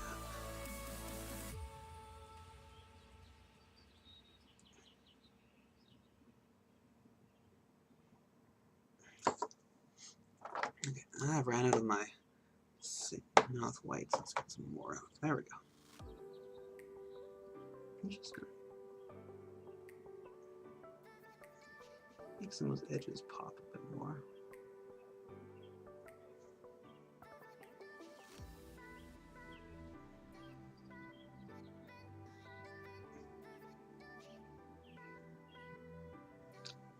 same as part right. Actually, no, it's not so bright on this undercarriage area.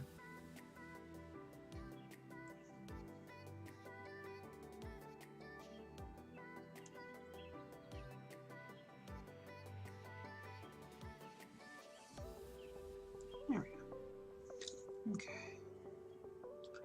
And on the edge here.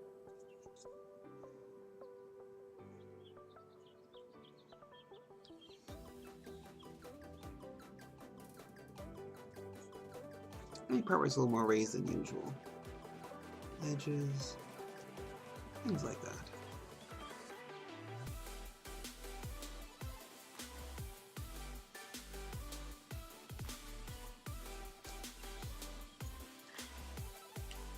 Okay. I'm gonna take some of this more sanding base and just deepen the inside right here, just get more depth. Give it so it looks more contoured. And then let's fix some of this difference. But you don't want to go too much, because sometimes more is less. Okay, let's do the brown now. I think I've done enough on the...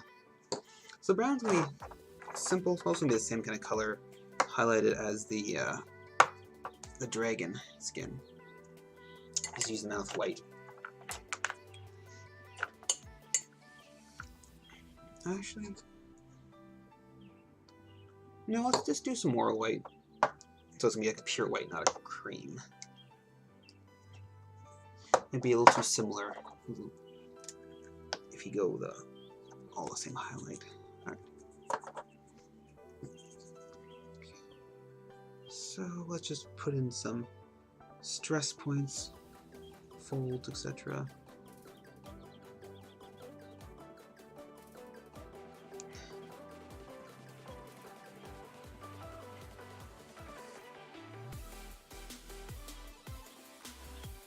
Following stress points, so like armpit.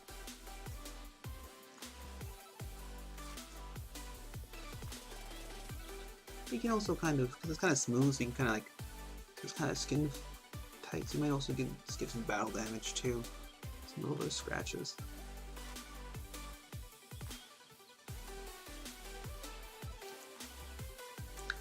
Oh, a little bit of a beat there.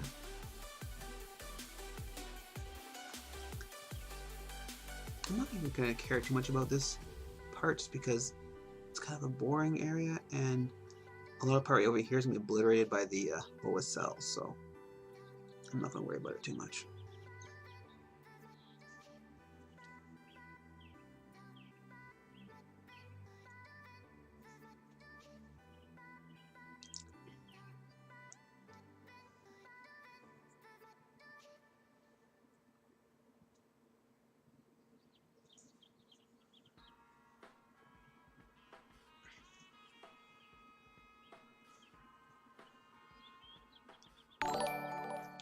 Oh, thank you, Papa Juliet Zulu, for the follow.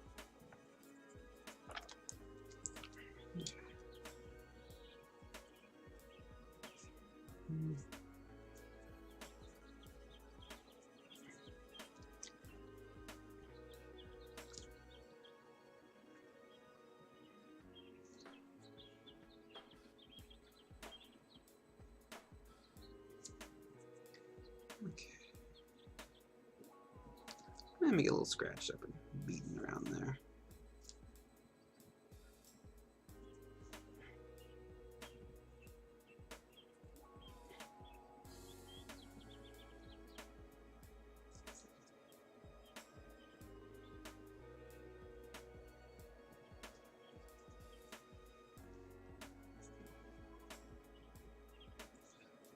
Oh.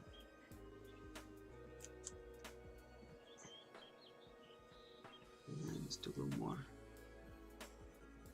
No, it's way too bright.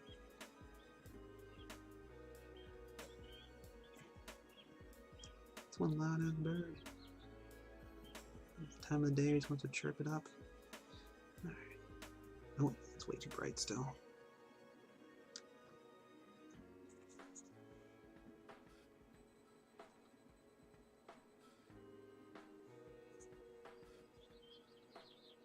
Whoa, okay. Nope. I don't know where that came from. That's way too.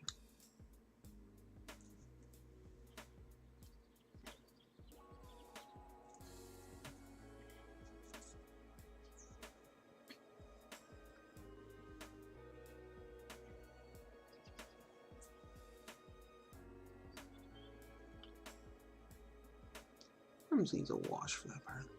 It's leather.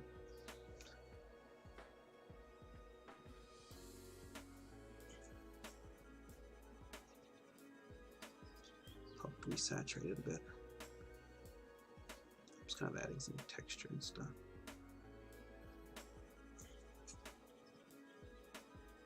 And the highlights, general highlights.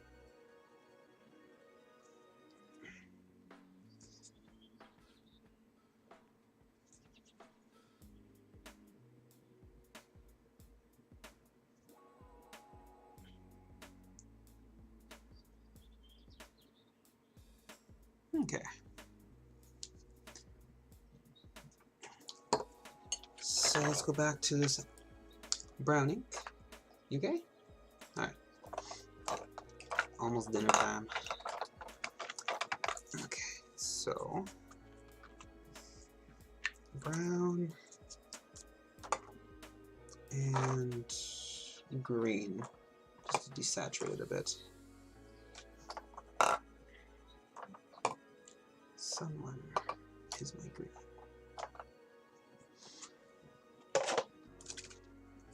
I'm gonna use some mixing medium just to thin it down, because it's very red, so I just want to desaturate it and darken it a bit.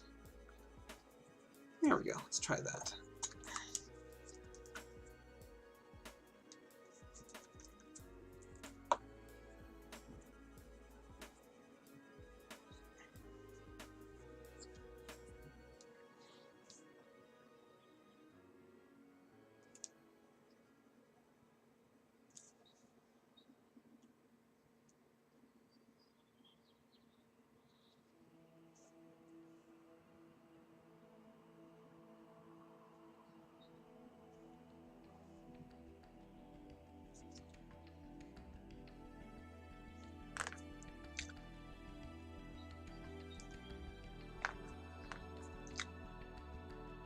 Remove some excess ink with a clean brush. Mixing it nice because it kind of gives you more time to play with it.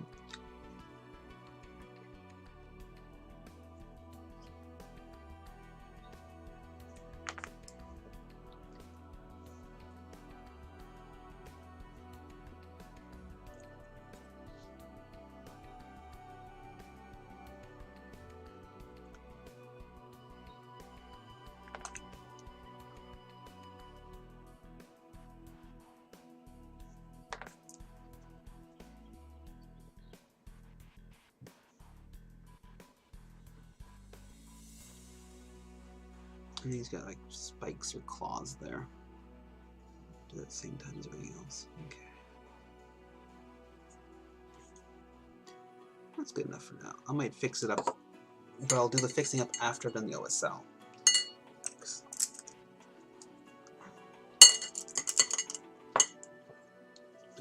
Quick little wash of all my brushes.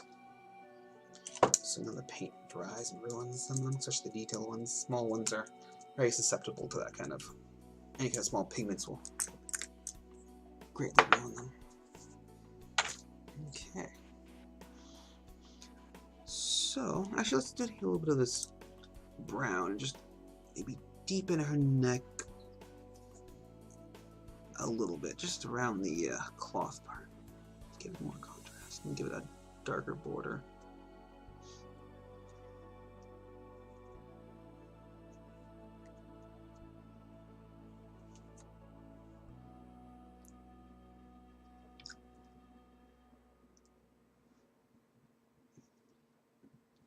Okay, so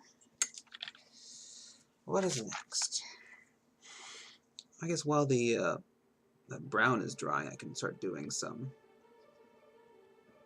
of the green. Actually, wait. Before I forget, I wanted to make a little bit of brown on this too. Just a little bit. Make it like it's oiled, scorched, charred, whatever.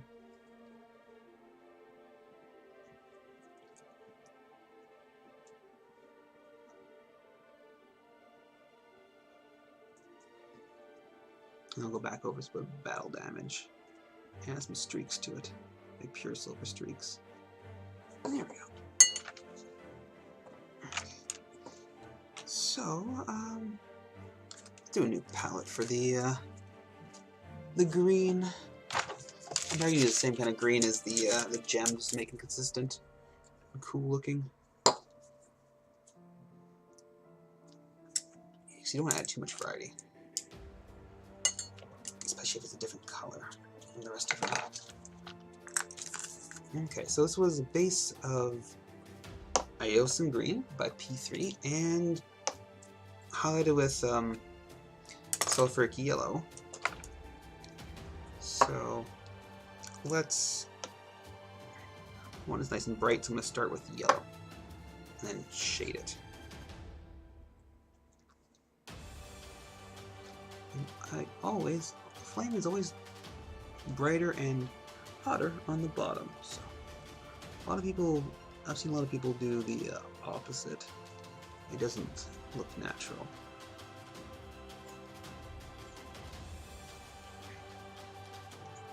Okay. And you want this yellow to be definitely in the recesses, because like that. There we go. I'm probably just gonna do this flame and then some OSL, and I'll be done for tonight. That's like half an hour away, I think, depending on how fast this paint dries.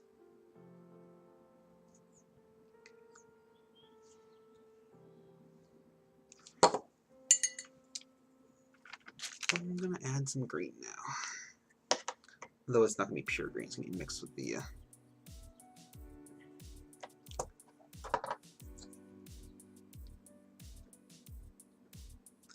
I'm kind of blocking in where I want the darker to go. I'm kind of rushing it right now. But you can kind of be doing this to kind of like wet blend it a bit. It's not too bad.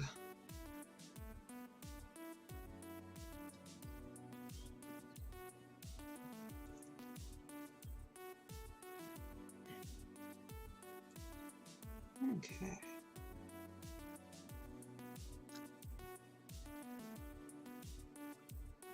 I like to do the light colors first and go to the dark colors. It keeps the saturation. It doesn't make it look chalky. Some things don't mind looking chalky because, like leather, for example, not the brightest, not the most saturated material. Like things that have like a quite reflective, I don't mind making it look a little chalky because they're reflecting like the light source, which normally is like not very saturated. It's like a white or pale color of some sort. Alright, now we're going to take some straight Iosin Green and figure out where the darkest points are. Okay, let's see if I can fix that. No, that was close. Alright. So I just took a clean brush and just put it in my water pot and just brushed away the paint. That would suck if I ruined her face. Spent too much time on her face to ruin it.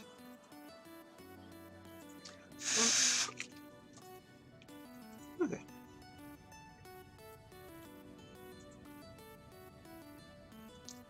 Make sure it's not pooling somewhere bad. Alright.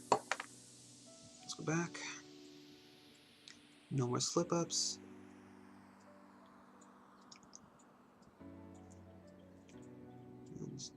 And the darker flames on the tips.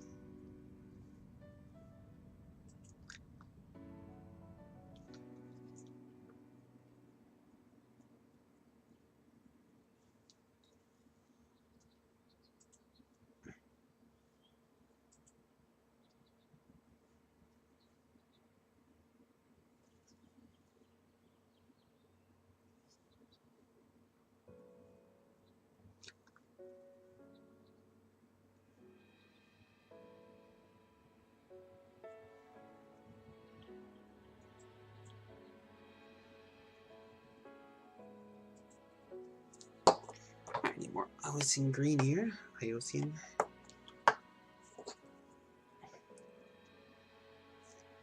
Okay. So I'm gonna go back and just add a few touches of white to the very bottom of it. And then I'm gonna go and do some yellow, and then I'm gonna do some green. And this will just add a little more texture to it and brighten up parts where I want it to be brighter.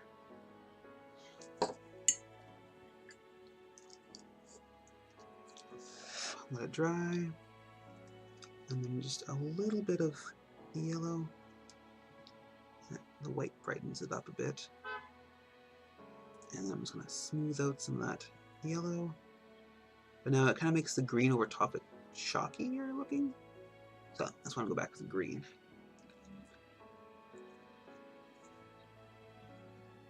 Just try to get some of the gradients better looking.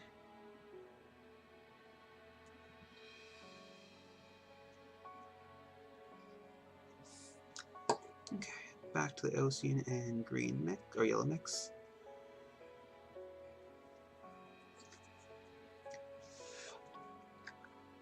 And then this will keep the saturation up.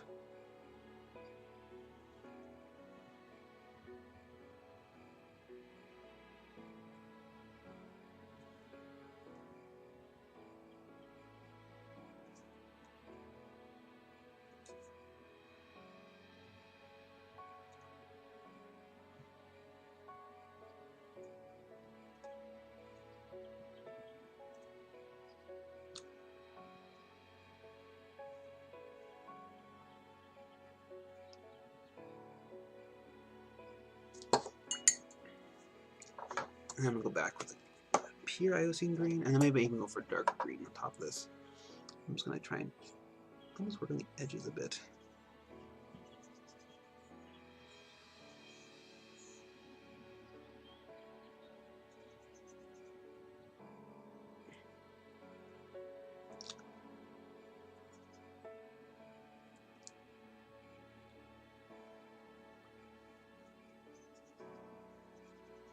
I don't actually know if I want to have a darker green than this. I don't know. It might need it.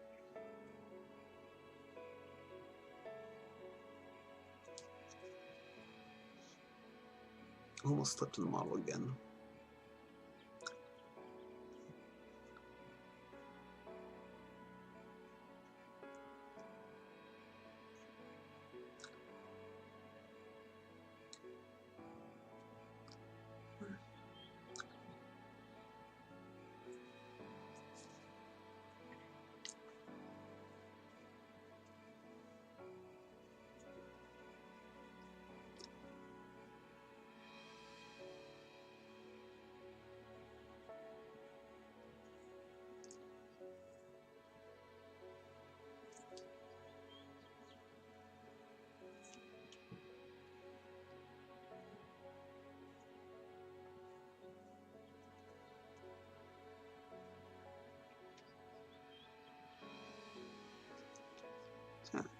Just tighten up some of those flames, make them more clear.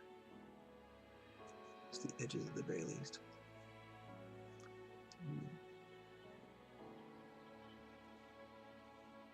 Yeah, I think I'm going to do a little bit of dark on the very top parts.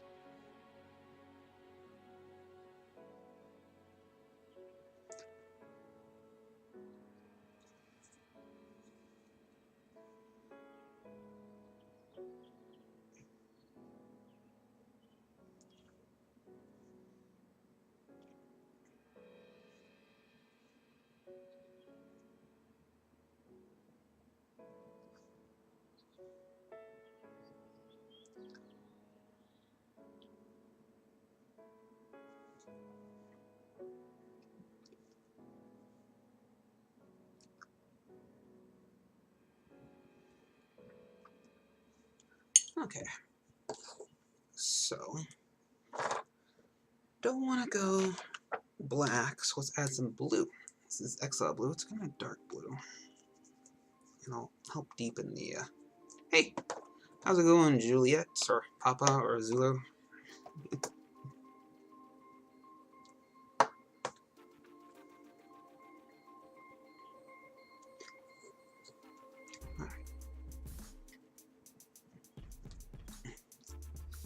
Did you grab something to eat, or just head out for a little bit? Alright, it's maybe a little darker.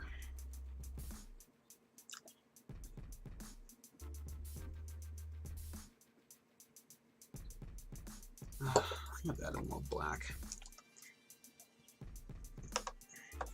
The Exile blue and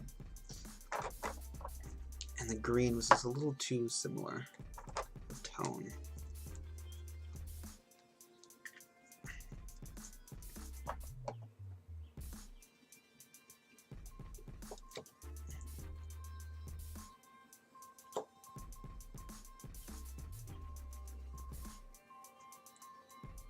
I don't think I've ever done the darker, because this guy was No, I think that is what you're painting. sorry, I don't think I've ever used the lower quality stuff. This guy was black. Let me show you the bottom. Like it was black, and I just primed it white. So I think almost all the ones I've done are the premium plastic. Yeah, it's prime white because I like it. It makes it more vibrant. I don't think you want to go less than premium plastic on your forge. Yeah, I don't think the lower quality stuff is worth it. I just never seen anybody get it.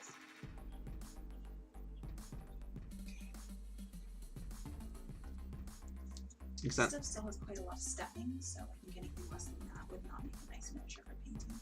Yeah.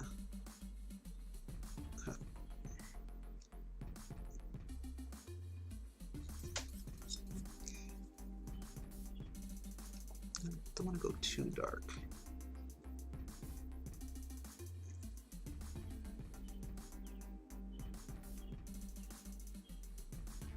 The bird's really going down. Okay.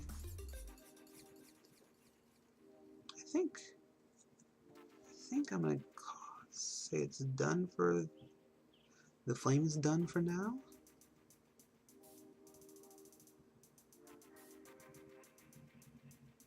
Yeah, the premium plastic is quite brittle. You have to be very careful with it, because like, yeah, this if I do it a little more than this, it might just snap off.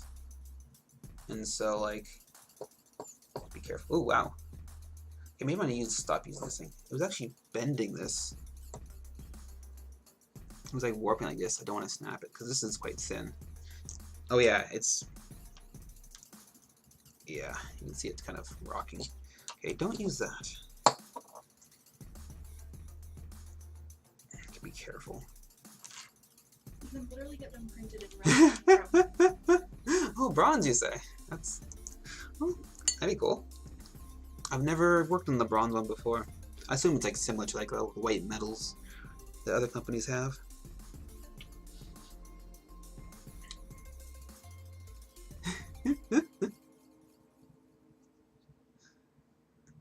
Do you have the? One of those ones from Alfred, the one that Tom printed. Okay. Let's just blend a little more green in.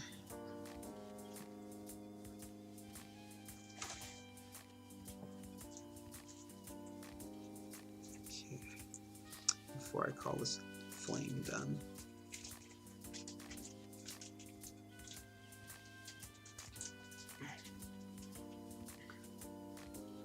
Do you have the link to the actual miniature itself, the one you're planning on? I'd be interested to see it. This was the Impact miniature. We got it from the Chibi capsule. But he will print Hero Forge on his printers. But this guy will print Hero Forge. And like there's very little stepping. It is the same kind of like brittle kind of like material, but like very little stepping relatively. Like, you can see a little bit, but it's not too bad. And the rocks are nice, quite and sharp. This is like a chibi model, so it's very very soft detail, just intentionally, but any parts are very crisp that they need to be like. And She little, has really good prices though compared to other people. oh, is there another miniature like Knowles or like some of the other chibi ones? Just good to see what they are. Because we met the Impact Miniature guys. Was it Gen Con a couple years ago, and they're very nice people. This is where I got my my Chibi Cthulhu I did on stream a couple weeks ago. Still not finished, but He's not cleaned at all, but he's not bad. Here's a knoll I got from the Kickstarter. He's not clean, so you can see like rough, like the stepping, like the things, but detail's quite good. Like it's a good example in like the back here right here. Yeah. And like the stepping is like very minimal, if non-existent for the most part. Would you recommend, especially at that price point? Yeah, I do recommend. This guy was, I think he was, like most of the miniatures like $15-20 for like a chibi kind of thing. I don't actually know, but definitely worth it to check out their Impact miniatures. And they will print off some, will they print off any STL file for you. They'll print off any STL file. I don't know what the price range is, but probably pretty good. Oh, cool. You're doing, is that an elf or a halfling? I'm thinking halfling because the eyebrows? He looks short in stature. Maybe a gnome? I don't know. Let's see. Oh, okay. It's a little stockier, that's why because most elves are more. The problem is miniatures also, you can't really do too thin, especially on like that kind of material, because it'll get very brittle. Let's see now. So he's doing like a serenade for the camp. Boosting the morale of the adventurers.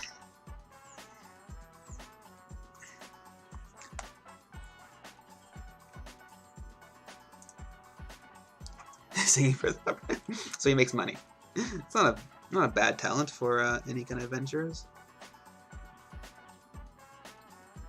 Okay.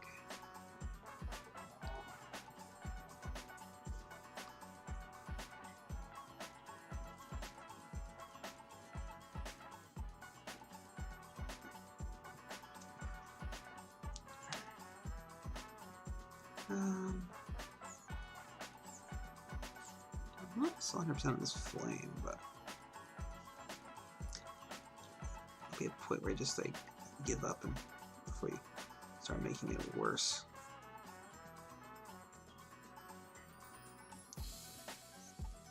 I can also do this in a better position when I'm off stream. The camera and the lights are a little bit in the way sometimes. Alright, let's start doing some OSL.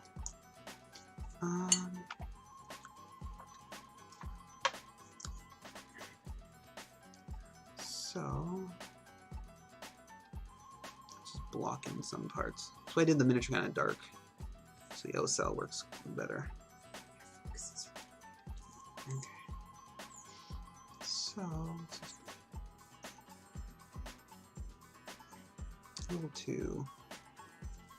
A little too. Okay, let's.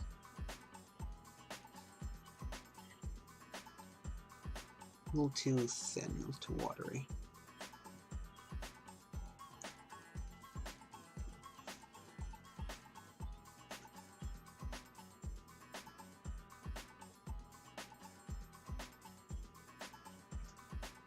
I'm just doing like yellow highlights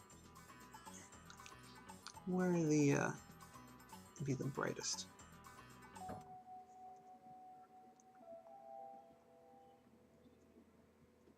And then you also like add in some of the texture, so this is kind of like battle damaged leather and stuff.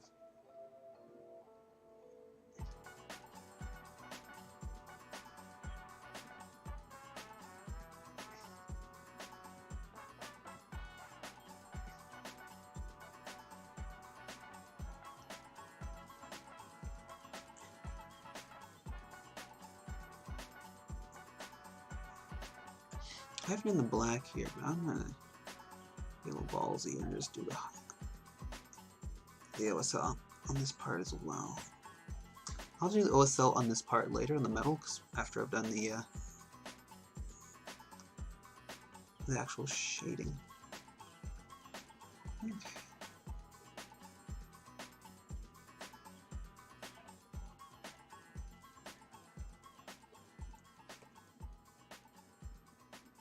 Okay. So that's just yellow. Add a bit of the texture of the material.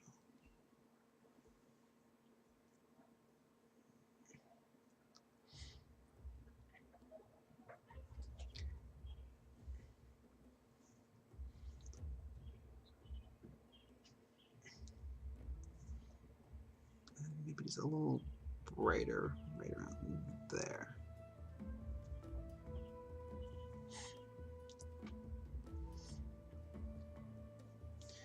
And then maybe a little bit of yellow in the bottom of this. Okay. Oh yeah, then maybe I'm gonna do a little bit of yellow here. Oh, thanks. Did some stippling on the red to give it a bit of a scaly look. I don't know if you're there for not, or if you left before that. So I'm just gonna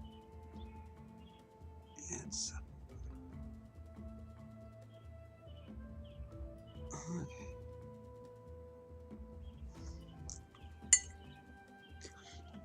Let's get some of this. I have some green, and then because it looks a little chalky with that, and then this will give it the saturation back up and darken some areas too.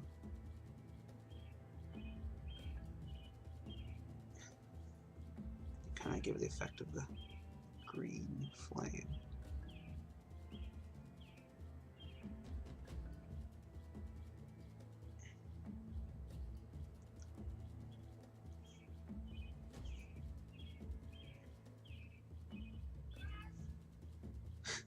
I think somebody yelled at the bird outside.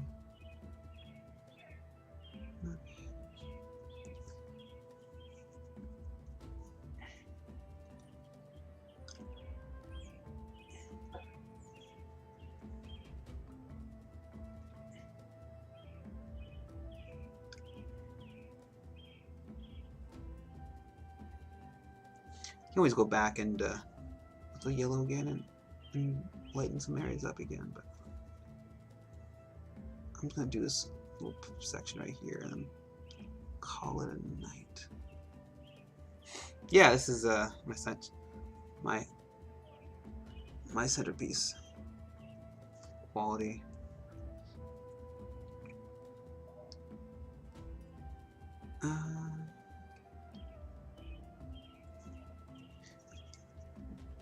And then also the part on the hair, because it's shiny, and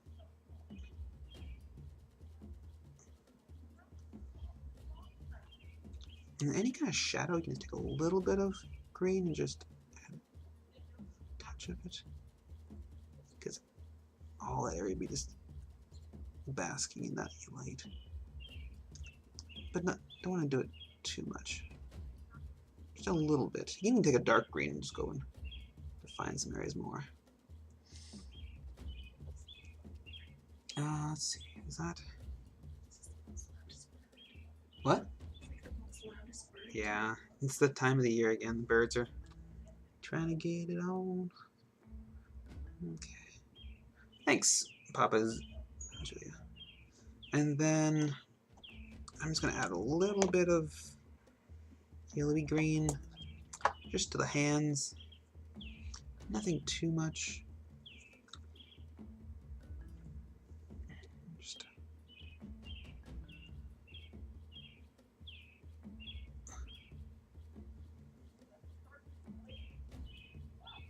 I haven't done the claws yet, but there we go. Let's go back and do a little bit of yellow, just so it looks like the light's hitting it a bit more.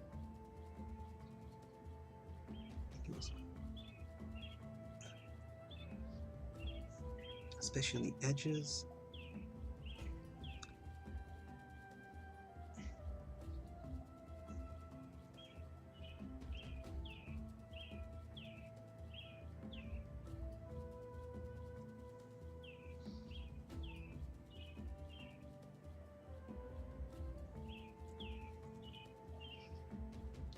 Thanks.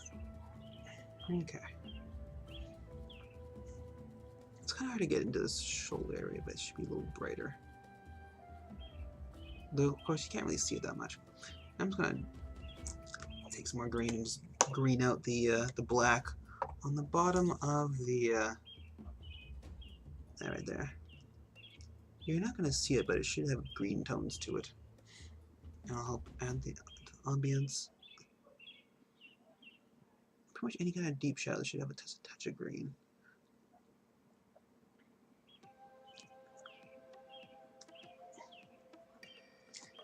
And then I might just go back and just do a little bit, just tone down that yellow bit with the green. Okay. I didn't do any texture in this part.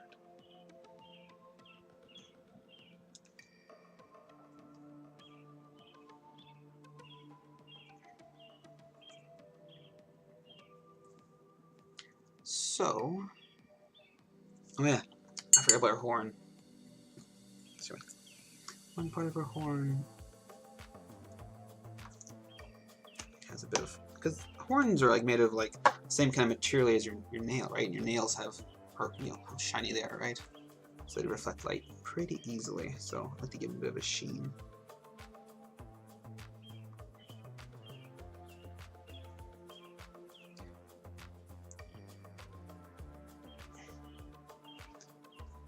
Some straight yellow.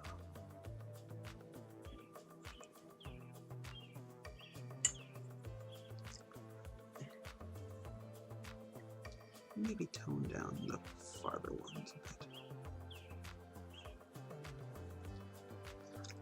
And then you really want to be fancy, since you can just go like this too.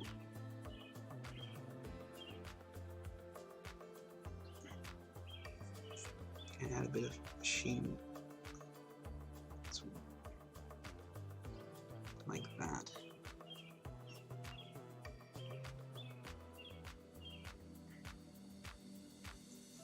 I'm actually gonna add just a little bit of, take some thin amount of green and just take a very light coat over all the hair right here.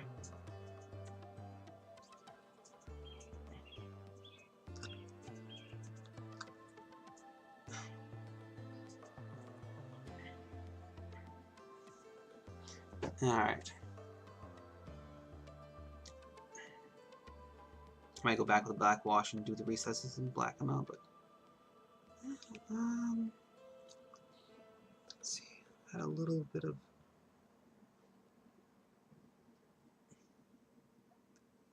very light.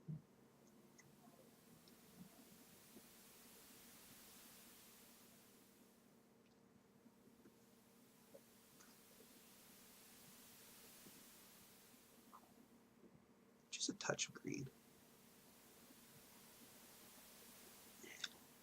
Problem is you don't want to go too overboard. Just a touch of green.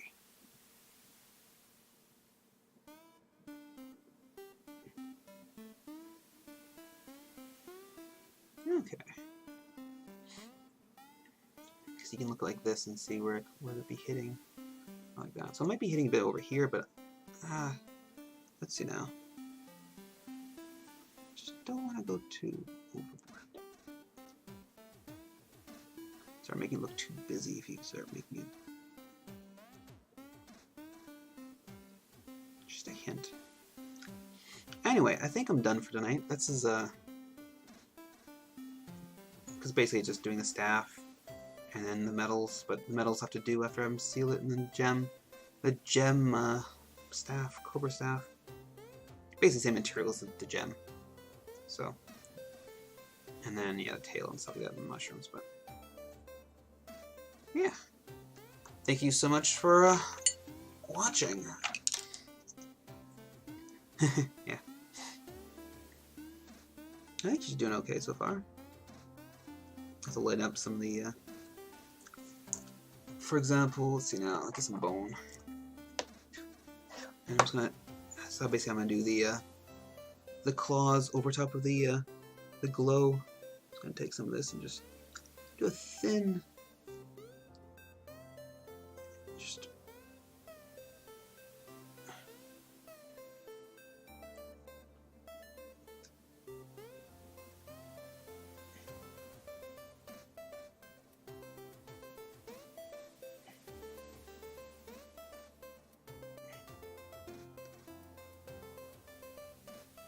That's about it for that part. Alright, thank you so much for watching. I don't know if we're going to do a raid or not. We're going to do a raid, okay. Coyote BD. Sorry, what? We're streaming, raiding who? Coyote BD is doing that Game of Thrones stuff. Okay, so we're going to be raiding Coyote BTT? BD. BD. And he's going to be doing some Game of Thrones miniatures. So, hope you guys enjoy that. Have a good night, and thank you for watching.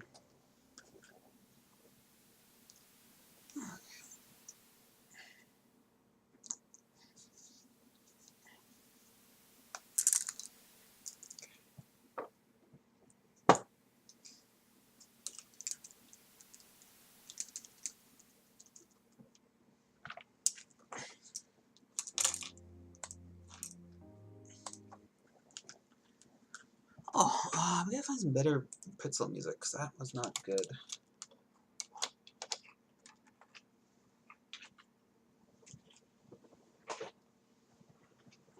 Okay. My bad. DnD's is auto-hosting you, so I added them. Oh, so every time they... Every time you're on, it goes on their channel. Oh, cool. So I added them back. So nice. When do they do that? I don't know, I just noticed it tonight.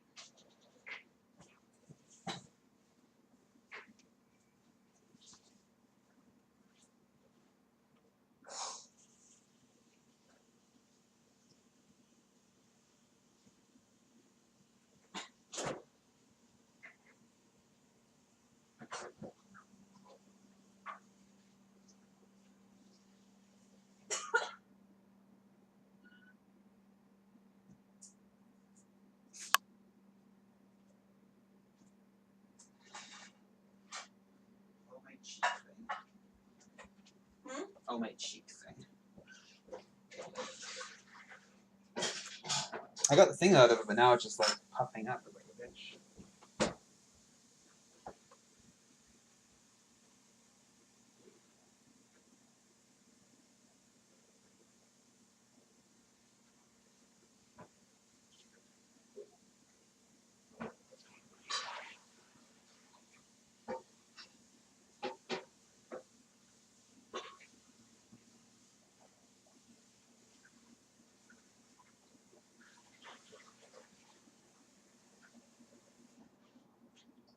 Wait, quarters on this thing?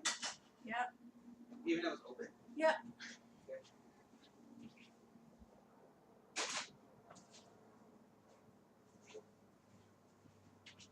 Thank you for streaming with me.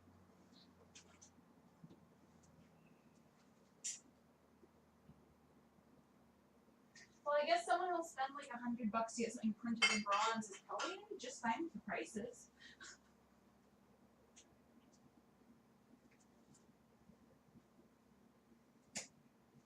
So, while you're making dinner, I'm just gonna take a picture of that and post it.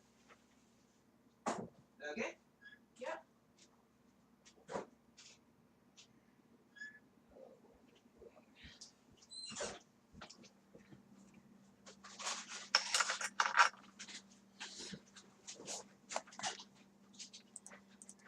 Really? What is... My Streamlabs seems to be very hesitant to open and close recently. I may have to delete it and reinstall, maybe? I don't know.